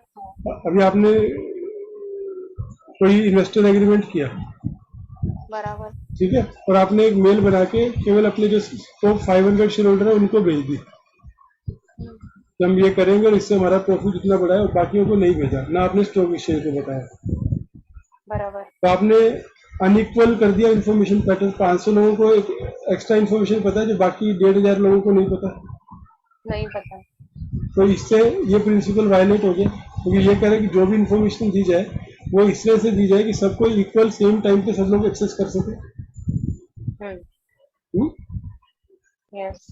तो इसलिए ये प्रिंसिपल ये कहता है कि जो भी चैनल आप यूज करो दैट शुड बी कि अगर आप ईमेल कर रहे हो तो सारे के सारे शेयर होल्डर को एक साथ ईमेल करो,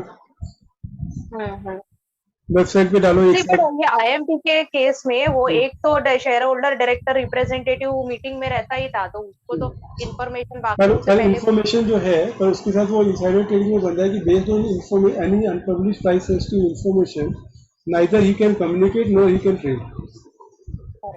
तो वो तो so block. basically he has to protect the 160 seat, he has to protect the interest और of the third person. हाँ, जब आप ये बाहर इंफॉर्मेशन दोगे तो वहां पे आप हाँ, ये एनफोर्स नहीं करा पाओगे ना। हम्म, बराबर। ठीक है, थर्ड पॉइंट देखो।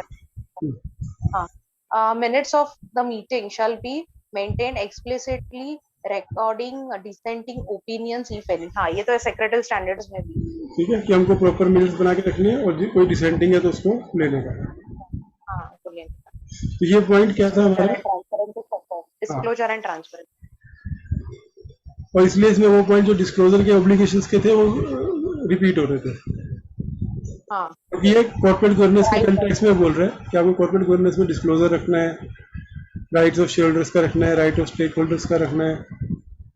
हाँ, तो ये सब उस कंटेक्स्ट में बात हो रही है। पहले जो था वो जनरल कंपनी के कंटेक्स्ट में बात हो रही थी कि कंपनी जब भी अपना डिस्क्लोजर करेगी या ऑब्लिगेशन डिस्चार्ज करेगी तो वो सब ये प्रोविजंस ध्यान रखेगी। फिर नीचे उसने क्या बोला, कॉर्पोरेट गवर्नेंस के जो प्रिंसिपल आप फॉलो करोगे तो ये ए से लेके एफ तक जो भी प्रोविजन है आप इनका ध्यान रखोगे। तो उसमें right of share holder, right of stake holders, और फिर उसके बाद अभी ये जो आपका डिस्क्लोजर टाइमली इंफॉर्मेशन, फिर role of stake holders in corporate governance, disclosure, transparency, और फिर ये responsibility of board of directors. कि बोर्ड को क्या क्या, लिस्टेड कंपनी के बोर्ड की क्या रिस्पॉन्सिबिलिटी होनी चाहिए। जो क्वेश्चन आप पूछ रहे थे, तब जब कोई डायरेक्टर अपॉइंट होता है तो ये जो रिस्पॉन्सिबिलिटी है और जो कंपनी में रिस्पॉन्सिबिलिटीज है वो हम उसको कैसे कहते हैं, उसके अपॉइंटमेंट लेटर में लिखते हैं you shall be abide by the ये principles as well as the provision written in the companies act, और साथ में उसको ये दोनों कॉपी अटैच कर देते हैं। अच्छा, ठीक है, तब देखो रिस्पॉन्सिबिलिटी बोर्ड की क्या है। the पहला board है of directors of the listed entity shall have the following responsibility: disclosure of information. Members of board of directors and key managerial personnel shall disclose to the board of directors whether they directly or indirectly or on behalf of third parties have a material interest in any transaction or matter directly affecting the listed entity. ठीक है, तो ये उनकी responsibility है, कोई भी transaction हो रही है और उसमें उनका इंटरेस्ट है, they have to disclose. Correct. ठीक है, The board of directors and senior management shall conduct themselves so as to meet the expectations of operational transparency to stakeholders while at the same time maintaining confidentiality of information in order to foster a culture of good decision making. इस तरह से काम करें कि balance रखें transparency का और secretness का, कि जितना जरूरी है उतना ही डिस्क्लोज हो, और ऐसा भी नहीं कि पूरा चुप चुप के डिसीजन हो रहे हैं, किसी को कुछ पता नहीं है, और ऐसा भी नहीं कि आपने सब कुछ बता दिया और कॉन्फिडेंशियली खत्म कर दिया। तो जो भी ये लोग board Transparency and operational transparency and maintain confidentiality. Like simple सी बात बोलता हूँ कि अकाउंट्स और secretary, right? Hmm. So Yes. ये पूछता है सेक्रेटरी वाला अकाउंट से कि मीटिंग कब है, बोला हम क्यों बताएं, हाँ, तो बताएगा नहीं तो वो काम कैसे करेगा? तो you have to keep some बराबर. लेवल ऑफ ट्रांसपेरेंसी, लेकिन अब ये आंसर नहीं देगा कि तुम्हारा प्रॉफिट कितना है। हाँ, अभी सेक्रेटरी होना चाहिए, पूछा ठीक है हमारी मीटिंग है, अच्छा हमारे साथ प्रॉफिट कितना है, प्रॉफिट है कि लॉस है, तो इतना भी डिस्क्लोजर नहीं देगा कि पहले ही बता के रख दे कि कॉन्फिडेंशियलिटी खत्म हो गई। हाँ. सीनियर मैनेजमेंट के कंटेक्स्ट में समझो इसको कि वो अपने आप को इस तरह से करेंगे कि जितना जरूरी है उतना ही बताएं और एकदम सब कॉन्फिडेंशियलिटी डिस्क्लोज ना कर दें। Hmm. ठीक है, तो डिस्क्लोजर में दो ही चीजें आई, एक कि आपको बैलेंस रखना है कि कितनी इन्फॉर्मेशन आपको मटेरियल डिस्क्लोज, ट्रांजैक्शन, हाँ, और मटेरियल ट्रांजैक्शन है तो मटेरियल इंटरेस्ट है तो डिस्क्लोज करो तो पहले. वैसे भी सेक्शन 184 एप्लीकेबल है, बराबर, बराबर. वो 184 ही बोल रहा हूँ कि अगर किसी ट्रांजेक्शन में आपका डिस्क्लोजर है तो आप इंटरेस्ट डिस्क्लोज करो, करना ही पड़ता है। इंटरेस्ट डिस्क्लोज करो. हाँ, बट प्राइवेट कंपनीज है तो वे डिस्क्लोज करके यू कैन वोट. हाँ, और डिस्क्लोज तो करना ही पड़ता है। Right, right. ठीक है, फंक्शन क्या है बोर्ड ऑफ डायरेक्टर का? अब ये इसको आप अपने कंटेक्स्ट में भी देख लो कि लाइक अगर आप बोर्ड मीटिंग का एजेंडा बनाती हो तो इनमें से कितनी आइटम आप अपने एजेंडे में डालती हो, क्योंकि ये बोर्ड का फंक्शन है तो ये सारे काम उसमें आने चाहिए। बोलो। Key function of board of directors of reviewing and guiding corporate strategy होता है. Major plans of action, risk policy, annual budgets and business plans, setting performance objectives, monitoring implementation and corporate performance, and overseeing major capital expenditure, acquisitions and disinvestment. Okay. ठीक है, अब generally मेरे से अगर आप पूछोगे, ठीक है, यहाँ पे मैंने कहा बोर्ड ऑफ डायरेक्टर में आपको बहुत सारे पॉइंट मिलेंगे जहाँ प्रिंसिपल वायलेट होते दिखेंगे। हाँ. अगर एक मीडियम लेवल की कंपनी है तो आपको ये जो नीचे लिखा है मॉनिटरिंग, इम्प्लीमेंटेशन, कॉर्पोरेट परफॉर्मेंस और रिजल्ट से हो जाएगी। ठीक है, सेटिंग परफॉर्मेंस ऑब्जेक्टिव गायब रहता है, annual budget and business plan गायब रहता है, कॉर्पोरेट स्ट्रेटेजी गायब रहती है। मीटिंग में क्या रहता है, खाली रिजल्ट्स, ये जो है ना monitoring, implementation and corporate performance और एक्विजिशन और डिसइन्वेस्टमेंट, मोस्टली ये दो आइटम्स आती है। अगर आप अपना एजेंडा भी देखोगी तो आप जो 4-5 आइटम का एजेंडा बनाते हो, डिस्क्लोजर ऑफ इंटरेस्ट, ये वो, उसके बाद review of result, review of operation, and उसके बाद any other item. Sir, but as a company secretary हम लोग को इसको गाइड करना है मैनेजमेंट को कि ये पॉइंट्स आपके एजेंडा में होने चाहिए. फॉर एग्जांपल मार्च की मीटिंग में, start of the financial year March में बजट मीटिंग रखो और उसमें ये पॉइंट डालो. अब ये कहाँ से ये इस प्रिंसिपल के बेस में क्या होता है, इन्होंने एक minimum information to be place before board करके एक शेड्यूल बनाई है। बराबर. तो वो ये सब प्रिंसिपल्स का ध्यान रख रही है कि ये सब चीजें उसमें आनी चाहिए।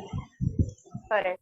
बट एटलीस्ट मैनेजमेंट को सीएस नहीं इन्फॉर्म ये हाँ, करना तो और है. कौन नहीं, एजेंडा कौन बनाता है? एजेंडा सीएस ही बनाता है। Correct. And then if they are saying नहीं करना है, नहीं करना है, तो वो फिर सिर्फ कॉन्शियस नॉन कंप्लायंस है, तो उसमें आप कुछ नहीं कर सकते।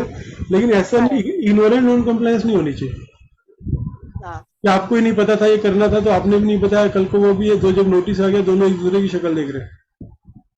तो आपका हमेशा ही होना चाहिए, सर मैंने आपको बताया था, आपने मुझे रोका था। अभी एंड सर ये सब मैंने सीखा है कि मेल में होना बहुत जरूरी है. आईएमपी के कंटेक्स्ट में मैंने सीखा था. अब हर जगह कंपनी टू कंपनी कल्चर अलग रहता है। हाँ, तो बाहर तो अब वो मेले नहीं दिखा सकते ना, जब नोटिस आएगा तो वो सब मेले तो इनसाइड ही रह जाएंगे, एक दूसरे से लड़ने के लिए रह जाएंगे। बाहर तो ऐसी कंपनी आपको रिप्रेजेंट करना पड़ेगा। हाँ, राइट. बट पेनल्टी में थोड़ी मिनिमाइज हो सकती है सर, मैंने तो मेल किया था. हाँ, होता है, उसमें ऑप्शन है ना, रिव्यू द फाइल्स। ठीक है, तो function of board of director में पहला पॉइंट ये हो गया। दूसरा क्या? Monitoring the effectiveness of the listed entities, corporate governance practices, and making changes as needed. तो ये क्या है कि आइडियल एजेंडा अगर आपको बनाना है, एक आइडियल एजेंडा, तो ये सारे प्रिंसिपल के पॉइंट वहां पे पूरे साल में कभी ना कभी आना चाहिए।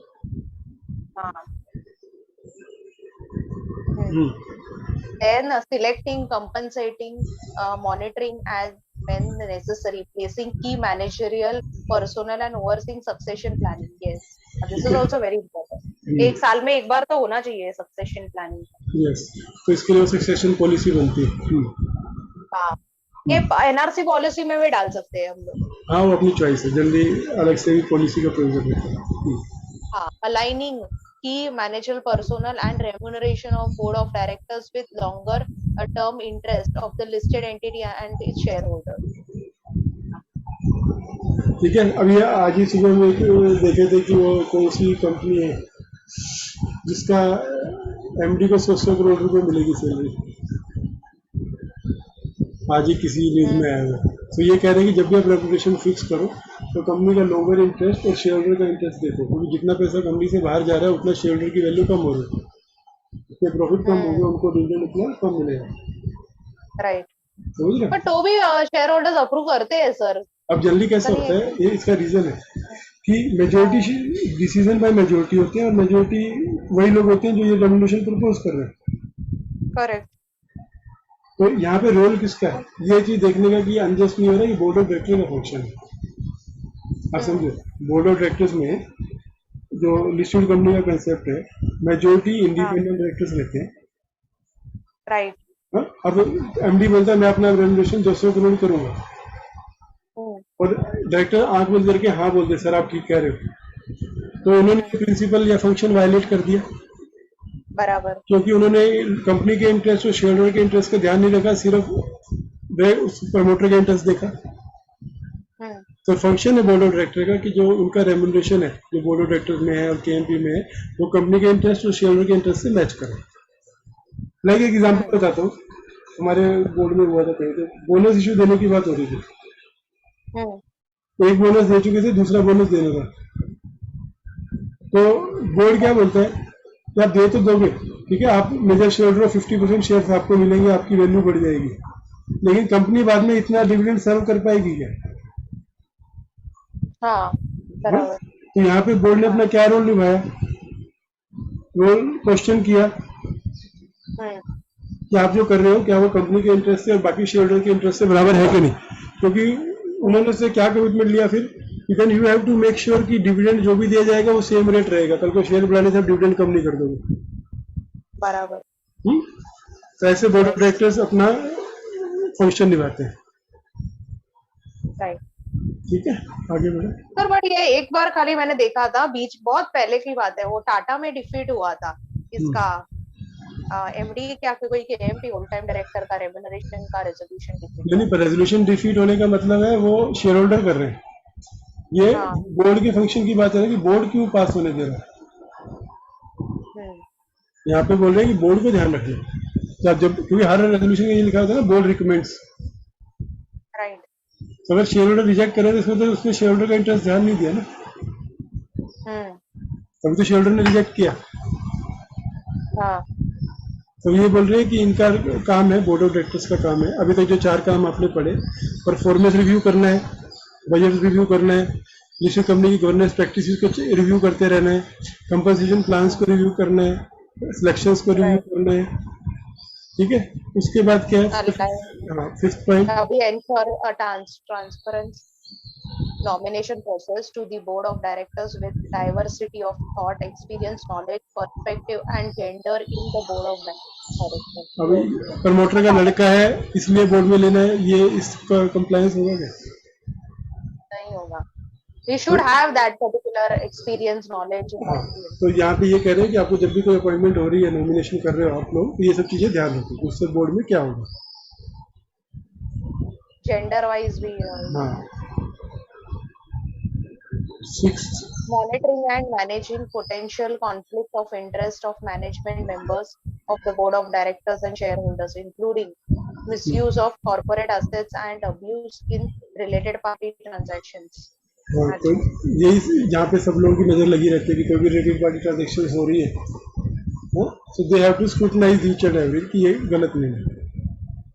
अब पोटेंशियल कन्फ्लिक्ट क्या हो गया, मैनेजमेंट का इंटरेस्ट और शेयर होल्डर का इंटरेस्ट। मैनेजमेंट बोलेगी रेम्युनरेशन दो ज्यादा, बोनसेस दो, शेयर होल्डर बोलेगी जितना दोगे हमारी वर्थ कम होगी, हमारा शेयर प्राइस कम होएगा, लॉस बढ़ेंगे। तो बोर्ड को ये सब मैनेज करना है और रिलेटेड पार्टी ट्रांजेक्शंस को ध्यान देना कि अब्यूजिव नहीं है। सर आपने स्टार्टिंग में क्या बोला, आपका आवाज ये हुआ था। ये जो monitoring and managing potential conflict of interest है, तो हाँ कहाँ कहाँ एक कन्फ्लिक्ट ऑफ इंटरेस्ट हो सकता है मैनेजमेंट का और शेयर होल्डर्स का और बोर्ड ऑफ डायरेक्टर्स का?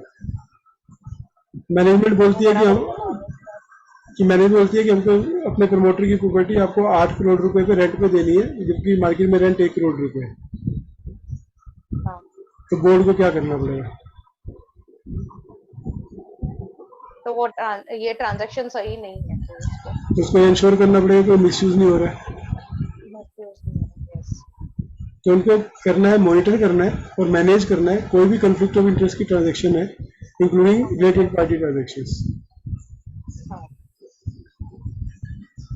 Right? ensuring the yes, ensuring the integrity of listed entity accounting and financial reporting system, including the independent audit and appropriate systems of control in place, in particular systems of risk management, financial and operational control, and compliance with all with the laws and relevant standards. तो इसमें दो चीजें आ जाती हैं, एक तो internal control manual होनी चाहिए, हाँ, एक रिस्क मैनेजमेंट yes, पॉलिसी होनी चाहिए, correct, एक आईएफसी ऑडिट होना चाहिए, इंटरनल फाइनेंशियल कंट्रोल सिस्टम।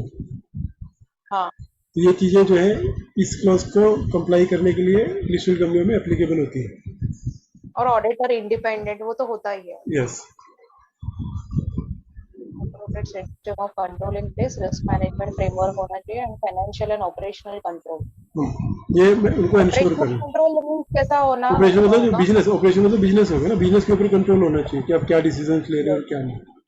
कि कल को परचेज वाले को चाहिए 100, वो 2 लाख का ऑर्डर करके बैठा है, तो आपके सिस्टम इन प्लेस होने चाहिए कि जितनी रिक्वायरमेंट है उतना ही वो ऑर्डर कर पाए। ऐसा कहाँ पे लिखा होगा? इंटरनल कंट्रोल मैनुअल में लिखा होगा।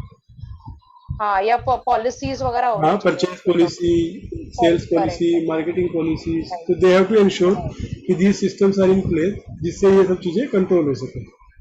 हाँ, पॉलिसीज प्रोसीजर्स आइडियली होना चाहिए on the basis of which decision has been. मतलब अगर मैं ये बोलता हूँ, अगर आज बोर्ड की परफॉर्मेंस इवेल्युएट करनी है, हाँ, तो आप ये 9 पॉइंट लेके जो भी फंक्शंस लिखे हैं, बोर्ड से पूछो आपने ये कब किया था। अच्छा, अगर वो बोले हम सिर्फ रिजल्ट ही अप्रूव किए और बैंक अकाउंट ओपन नहीं किए, तो उन्होंने अपने फंक्शंस में फेल हो गए ना, बराबर, क्योंकि जो स्टैट्यूटरी प्रोविजंस है वो तो आ ही जाएंगे, क्योंकि लॉ में उसकी रिक्वायरमेंट रहती है। But what about others? Correct, तो यहाँ पे ये बोल रहे हैं कि जो भी फंक्शंस है कॉर्पोरेट गवर्नेंस में, बोर्ड को ये सब फंक्शन निभाने चाहिए। हाँ, किसी भी लिस्टेड कंपनी का बोर्ड ऑफ डायरेक्टर जो है, that should B so much aware कि वो अपने ये सब फंक्शंस बोर्ड में निभाए। राइट।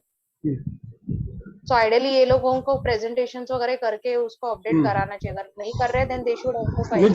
जनरली बोर्ड इसके लिए इंटरनल ऑडिट इंसिस्ट करता है, आईएफसी ऑडिट इंसिस्ट करता है, रिस्क मैनेजमेंट पॉलिसी की रिपोर्ट इंसिस्ट करता है। Correct, overseeing the process of board report में लिखना पड़ता है कि in the opinion of the board there are internal financial control adequate. All applicable laws का भी कंप्लायंस होता है। Yes, yes. Overseeing the process of disclosures and communication. हाँ, ये कैसे करेगा? ओवरसी कैसे करेगा sir? The process of disclosure and communications, कि आप जिस तरह के डिस्क्लोजर्स आप एक्सचेंज को दे रहे हो या कम्युनिकेशंस आप कर रहे हो शेयर होल्डर्स के साथ, तो वो ओवरसी करना है, इसको एक्चुअल नहीं करना है, लेकिन इनको बीच बीच में ये पूछते रहना चाहिए, या जो चीज़ आपके पास आ रही है उसको वो रिव्यू करना चाहिए कि ये एडिक्वेट इन्फॉर्मेशन जा रही है कि नहीं जा रही है। लाइक अभी सपोज कोई बोर्ड ने डिसीजन लिया और वो आपको एक्सचेंज को इंटीमेट करना है कि बोर्ड ने हमारी मीटिंग में ये डिसीजन लिया, सो बोर्ड जो सिस्टम आप दे रहे हो डिस्क्लोजर का उसको रिव्यू कर सकता है। उसके अलावा कोड ऑफ फेयर डिस्क्लोजर जो बनाते हैं वो भी इसके अंदर बनता है। या एक इनसाइडर ट्रेडिंग कोड जब आया था उसके अंदर कोड ऑफ फेयर डिस्क्लोजर भी रहता है जो बोर्ड अप्रूव करता है। तो उसमें ये लिखा होता है कौन सी इन्फॉर्मेशन कब देनी है, कैसे देनी है, उसमें कितनी इन्फॉर्मेशन देनी है, कौन डिसाइड करेगा, मैटरिटी क्या है, तो वो सब इसके थ्रू हो जाता है 8 पॉइंट में। तो ये जो है बोर्ड जो है एक तो कोड बना सकता है कोड ऑफ फेयर डिस्क्लोजर करके, दूसरा जो भी इंटीमेशन जाती है वो उनको रिव्यू भी कर सकता है कि आप क्या इन्फॉर्मेशन दे रहे हैं। और कितना होता है इसमें देखो, नोटिस जाता है एक्सचेंज के पास, जो भी हम शेयर होल्डर को जाते हैं वो बोर्ड के पास जाता है। और उसके बाद मोस्टली अदर चीजें नहीं जाती है। बिकॉज ओवरसीइंग मीन्स रिव्यू करते रहना है उसको. हाँ, पर ये उसका रोल है। ये कब होगा जब बोर्ड खुद सामने से मांगेगा कि आप हमें बताओ कि आप क्या सिस्टम फॉलो कर रहे हो। अब सिस्टम करेक्ट. प्रॉपर फॉलो करने के लिए पहले बोर्ड को सिस्टम बनाना पड़ेगा। अब वो हाँ. सिस्टम कैसे बनाएगा उसके लिए code of fair disclosure listing regulation में प्रिस्क्राइब किया गया, इसमें इनसाइडर ट्रेडिंग कोड में। ओके. तो तो उस पे भी एक एजेंडा बनेगा फिर. हाँ, वो जब कोड डेवलप होता है तो वो आइटम बनती है कि ये कोड हम डिस्क्लोज कर रहे हैं, उसमें सब यही सब लिखा हुआ रहता है कि क्या क्या कितने टाइम में डिस्क्लोज करोगे, क्या डिस्क्लोज करोगे, कैसे डिस्क्लोज करोगे। Monitoring and reviewing board of directors evaluation ये बोर्ड का ही काम है कि बोर्ड ऑफ डायरेक्टर का इवैल्यूएशन करे। फ्रेमवर्क ठीक है, तो जनरली एनआरसी को देते हैं ना ये. नहीं, इंडिपेंडेंट डायरेक्टर्स का। अच्छा. Independent director other. बोर्ड, हाँ, इंडिपेंडेंट डायरेक्टर बोर्ड का करते हैं, एग्जीक्यूटिव डायरेक्टर्स का करते हैं, और जो इन्फॉर्मेशन आती है उसका करते हैं, और board of director independent director का करता है। और एनआरसी जो ये रिजल्ट आते हैं उसको रिव्यू करती है और जो भी अप्रोप्रिएट एक्शन लेना है वो लेती है। करेक्ट. तो इन दोनों की जो भी फाइंडिंग्स आती है इंडिपेंडेंट डायरेक्टर्स की और बोर्ड ऑफ डायरेक्टर्स की रिपोर्ट्स, वो एनआरसी में हम प्लेस करते हैं और एनआरसी उसके बेस में एक्शन सजेस्ट करती है, करेक्टिव एक्शंस। राइट, तो मैं एकदम समरी में रिव्यू करो ये 9 पॉइंट क्या है। पहला वो बजट उसको रिव्यू करने, बराबर एजेंडा पॉइंट्स. यस, सब आए कि नहीं, खाली हाँ। फाइनेंशियल्स नहीं. हाँ, और उसके बाद गवर्नेंस प्रैक्टिसेस का रिव्यू करना है। हाँ. अब ये कैसे होता है, ये इंटरनल ऑडिट के थ्रू करा सकते हैं वो लोग। मॉनिटर कैसे करें, खुद तो कुछ नहीं करेंगे, तो जल्दी वो इंटरनल ऑडिटर को स्कोप देते हैं कि आप ये रिव्यू करके बताओ कोई शॉर्टकमिंग्स तो नहीं है। ठीक है, बराबर एक एक एरियाज देंगे उसको स्कोप डिफाइन. हाँ, अगर उनको ये रोल अपना पूरी तरह से डिस्चार्ज करना है और बोर्ड अवेयर है तो बोर्ड इंश्योर करेगा कि ये सब पॉइंट जो भी लिखे 1 to 9 तक वो सारे साल में कभी ना कभी कवर हुए। बराबर. ठीक है, टीएमपी का अपॉइंटमेंट, सक्सेशन प्लानिंग, उनका रेम्यूनरेशन, बोर्ड ऑफ डायरेक्टर्स का नॉमिनेशन, फिर रिलेटेड पार्टी ट्रांजेक्शन या कंफ्लिक्ट ऑफ इंटरेस्ट को इंश्योर करना कि वहाँ पे कुछ गड़बड़ नहीं है। फिर इंटीग्रिटी देखना कि जो अकाउंटिंग है जो प्रॉपर है वो करेक्ट जा रहे हैं, मिसलीडिंग नहीं जा रहे हैं, ऑडिट बराबर हो रहा है, और देर आर सिस्टम्स है रिस्क मैनेजमेंट के, फाइनेंशियल और ऑपरेशनल कंट्रोल के, इंटरनल कंट्रोल. ठीक है, ओवरसीइंग की, हाँ, और डिस्क्लोजर का प्रोसेस रिव्यू करना, उसके लिए जो पॉलिसी चाहिए वो बनाना, एंड इवैल्यूएशन करना डायरेक्टर. ठीक है, ये मेन फंक्शंस हो गए। उसके अलावा क्या है, पहला देखो 3 पार्ट में, ये 3 पार्ट में चल रहा है। पहला पार्ट था उनकी ड्यूटीज टू डिस्क्लोजर, तो वहां पे उन्होंने बोला कि आप अपना मेटेरियल इंटरेस्ट डिस्क्लोज करो और आप इस तरह से करो कि ट्रांसपेरेंसी और कॉन्फिडेंशियलिटी के बीच में बैलेंस बना रहे। यस. फिर उसके फंक्शंस बताए उन्होंने बोर्ड के कि ये बोर्ड के फंक्शन होने चाहिए। It should form part of the agenda. हाँ, मतलब फंक्शन तभी होंगे ना, बोर्ड तो बोर्ड मीटिंग पे ही काम करता है, तो काम करना तो ये सब चीजें एजेंडा में नहीं होगी तो वो काम कर ही नहीं सकता। फिर अदर रिस्पॉन्सिबिलिटीज क्या है बोर्ड की,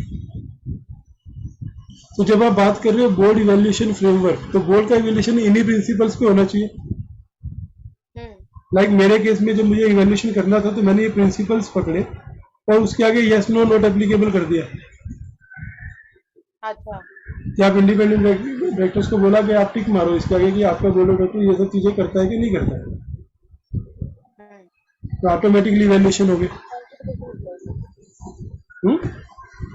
इवैल्यूएशन में रिस्पांसिबिलिटीज लेके आपने किया, ऊपर जो फंक्शंस है बोर्ड के, फंक्शन से लेके, जो फंक्शन और रिस्पॉन्सिबिलिटीज के अगेंस्ट में आप परफॉर्मेंस रिव्यू करोगे ना उनकी, हाँ, ये जो भी इस सेक्शन में लिखा हुआ है इसी के ऊपर ही आप उसकी रिव्यू कर सकते हो ना, क्योंकि बोर्ड ऑफ डायरेक्टर को ये सब करना चाहिए। अगर वो कर रहा है तो उसने अपने फंक्शन प्रॉपरली डिस्चार्ज किए, यस, अगर नहीं कर रहा है तो आपको स्कोप ऑफ इम्प्रूवमेंट है। हाँ, लाइक यहाँ से मैंने बोला कि आपको बजट रखने चाहिए क्योंकि आप नहीं रख रहे हो एजेंडा में, ठीक है, ऐसा रहता है। अदर रिस्पॉन्सिबिलिटीज में देखो क्या क्या है, पर नीचे आया नहीं है वो अभी तक। ठीक है, क्या है ना अदर ये रिस्पॉन्सिबिलिटीज, अदर रिस्पांसिबिलिटीज है इसका हेडिंग, हाँ, नहीं और नीचे है ना, हाँ 16 नंबर पेज पॉइंट नंबर 1, हाँ.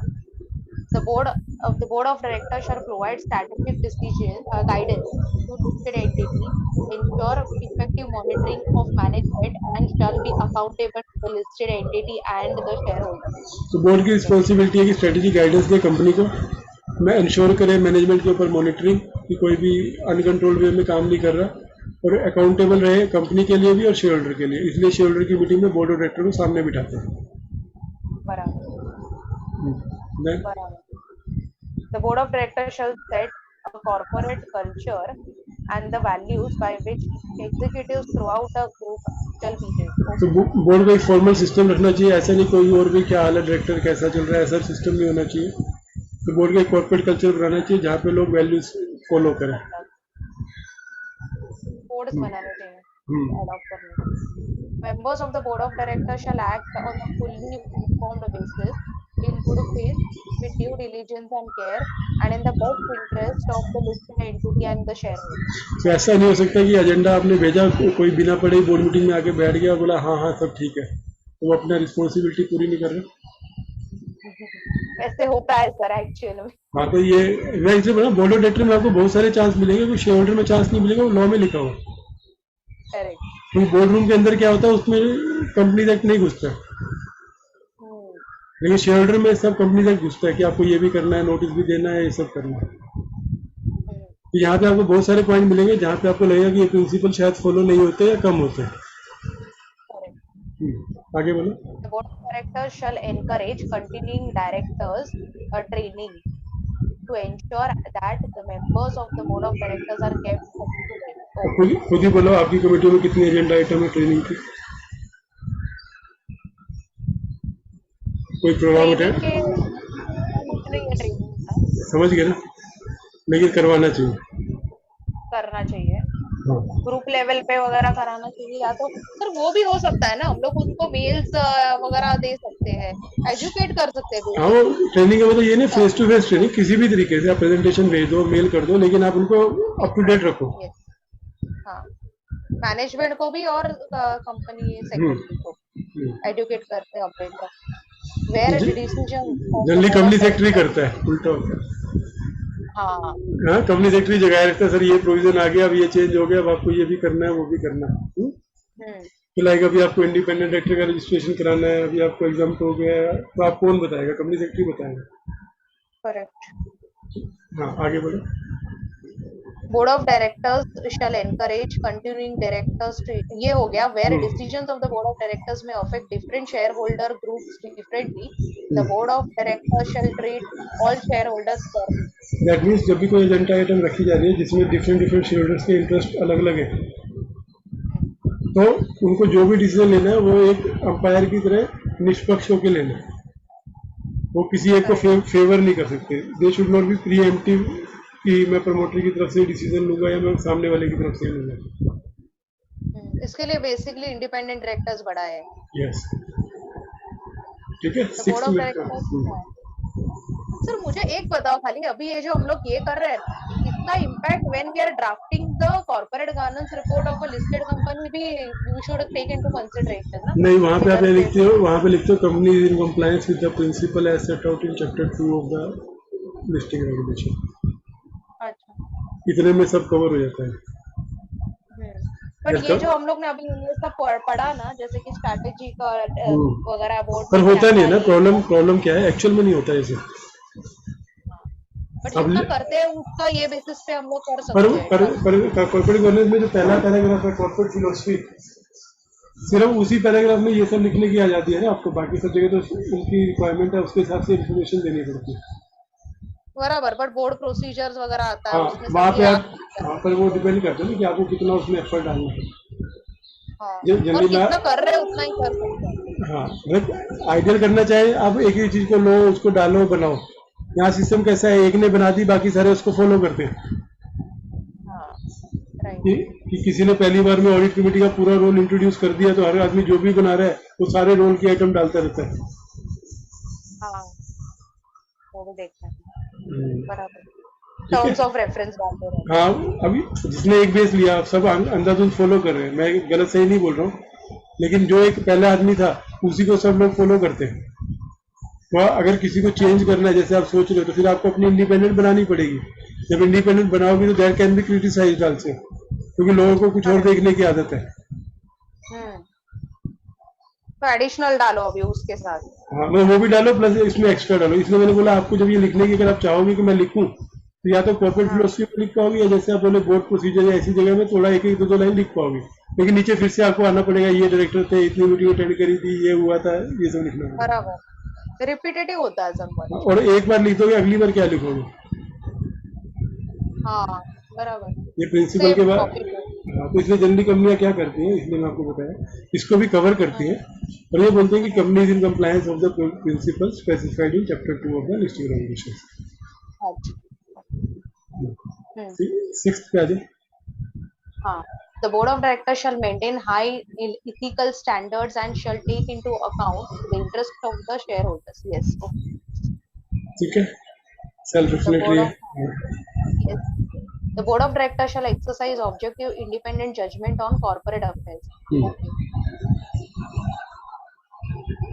The board of directors shall consider assigning a sufficient number of non-executive members on the board of directors capable of exercising independent judgment to tasks where there is a potential for conflict of interest. अब board of director में suppose 3 लोग promoter के हैं Hmm.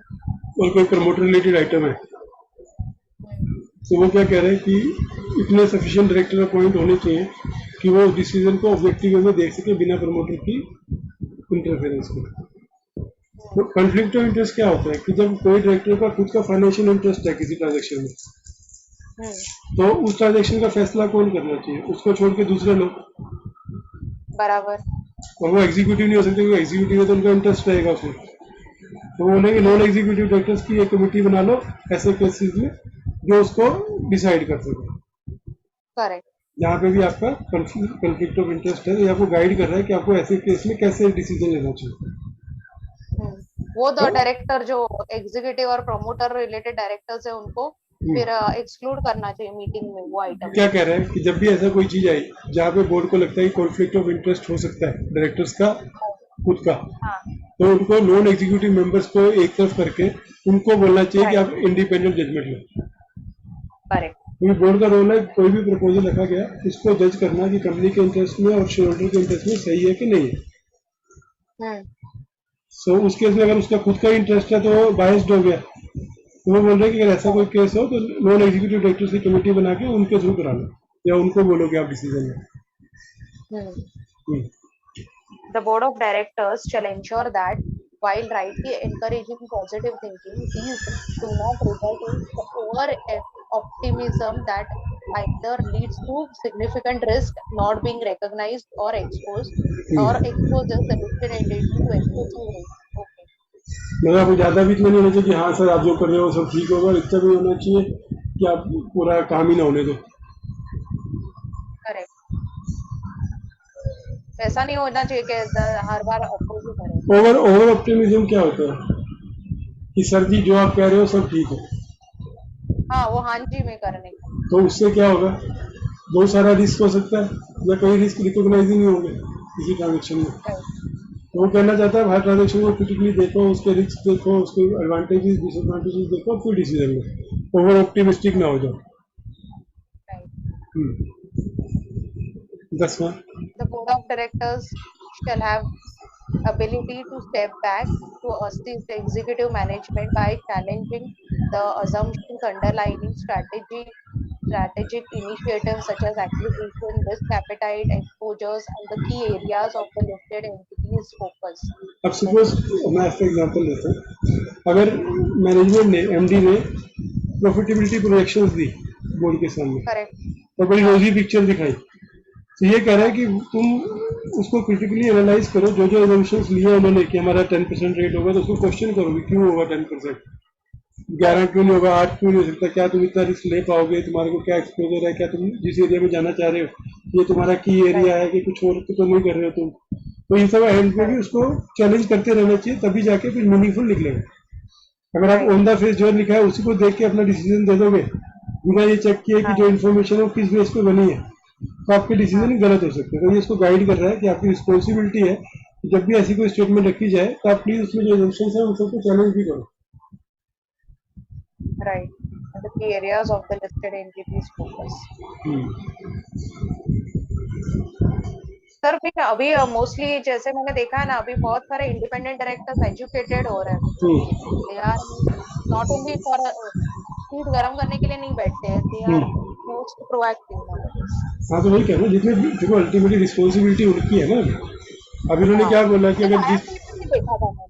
हम्म हम्म, तो वो दो type के director होते हैं, एक होते हैं जो हाँ जी करते रहते हैं, करेक्ट, और एक होते हैं जो एक्चुअल में क्वेश्चन करते हैं कि ये सही है कि गलत है, राइट, जिसके पीछे मैनेजमेंट लगी रहती है कि अरे वो नाराज ना हो जाए तो उसकी बात मानो, क्योंकि वो सही बात बोल रहा होता है, राइट। तो उसको खुश करने में लगे रहते हैं वो लोग कि वो सही सही बोले।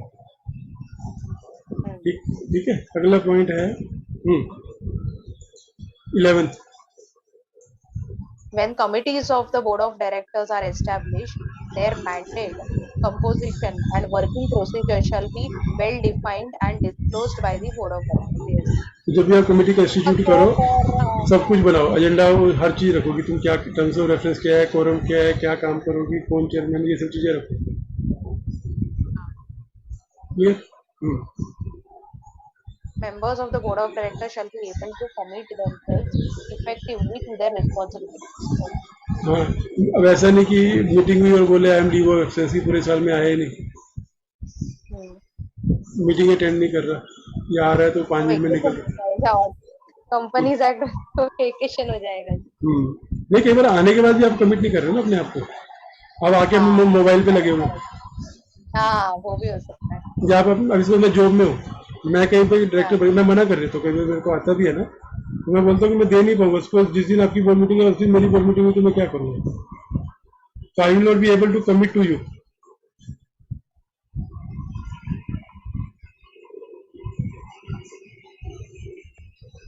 सर एक मिनट, हाँ, एक ही मिनट।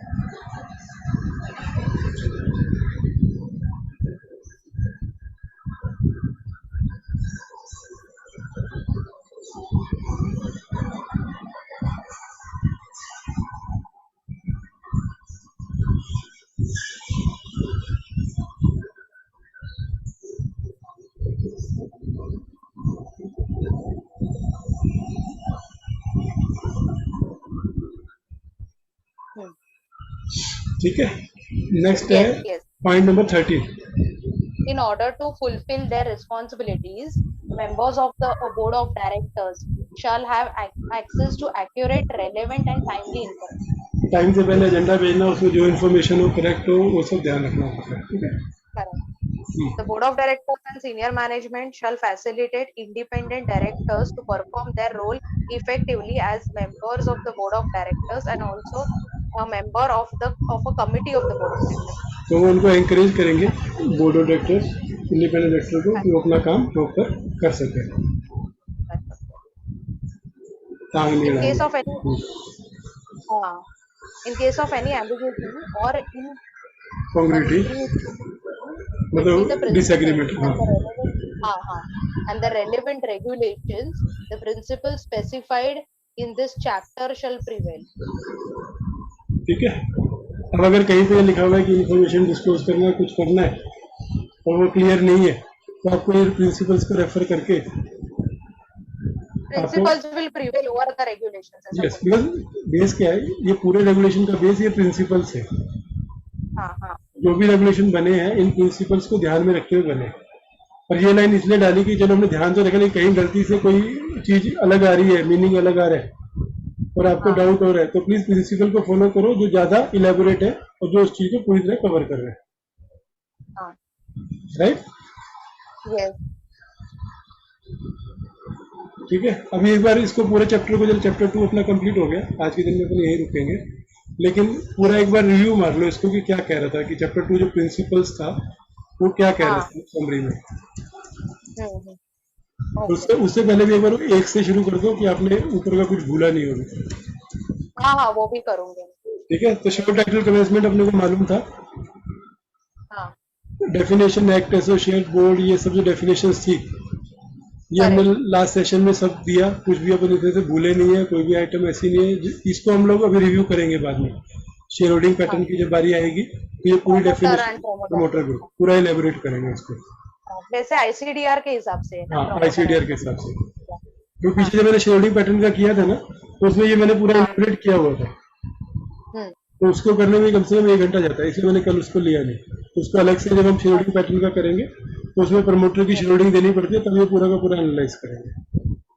अच्छा, तो ये डेफिनेशंस क्लियर है, यहाँ तक कि कोई भी डेफिनेशन में अपने को डाउट नहीं है, एप्लीकेबिलिटी और रेगुलेशंस पे डाउट नहीं है। फिर हमने ये भी पढ़ा था कि अगर किसी को अगर एप्लीकेबल हुआ, एक सेकंड, हाँ, अगर किसी को ये एप्लीकेबल हुआ मार्केट कैप के बेस पे, तो उसके बाद अप्लाई रहेगा करेक्ट, पॉइंट once 2 पे। applied, हाँ, तो चैप्टर 1 सिर्फ 3 चीजें डील कर रहा था कि एक्ट कब बना, डेफिनेशंस क्या है और इसकी एप्लीकेबिलिटी क्या है, हाँ, राइट।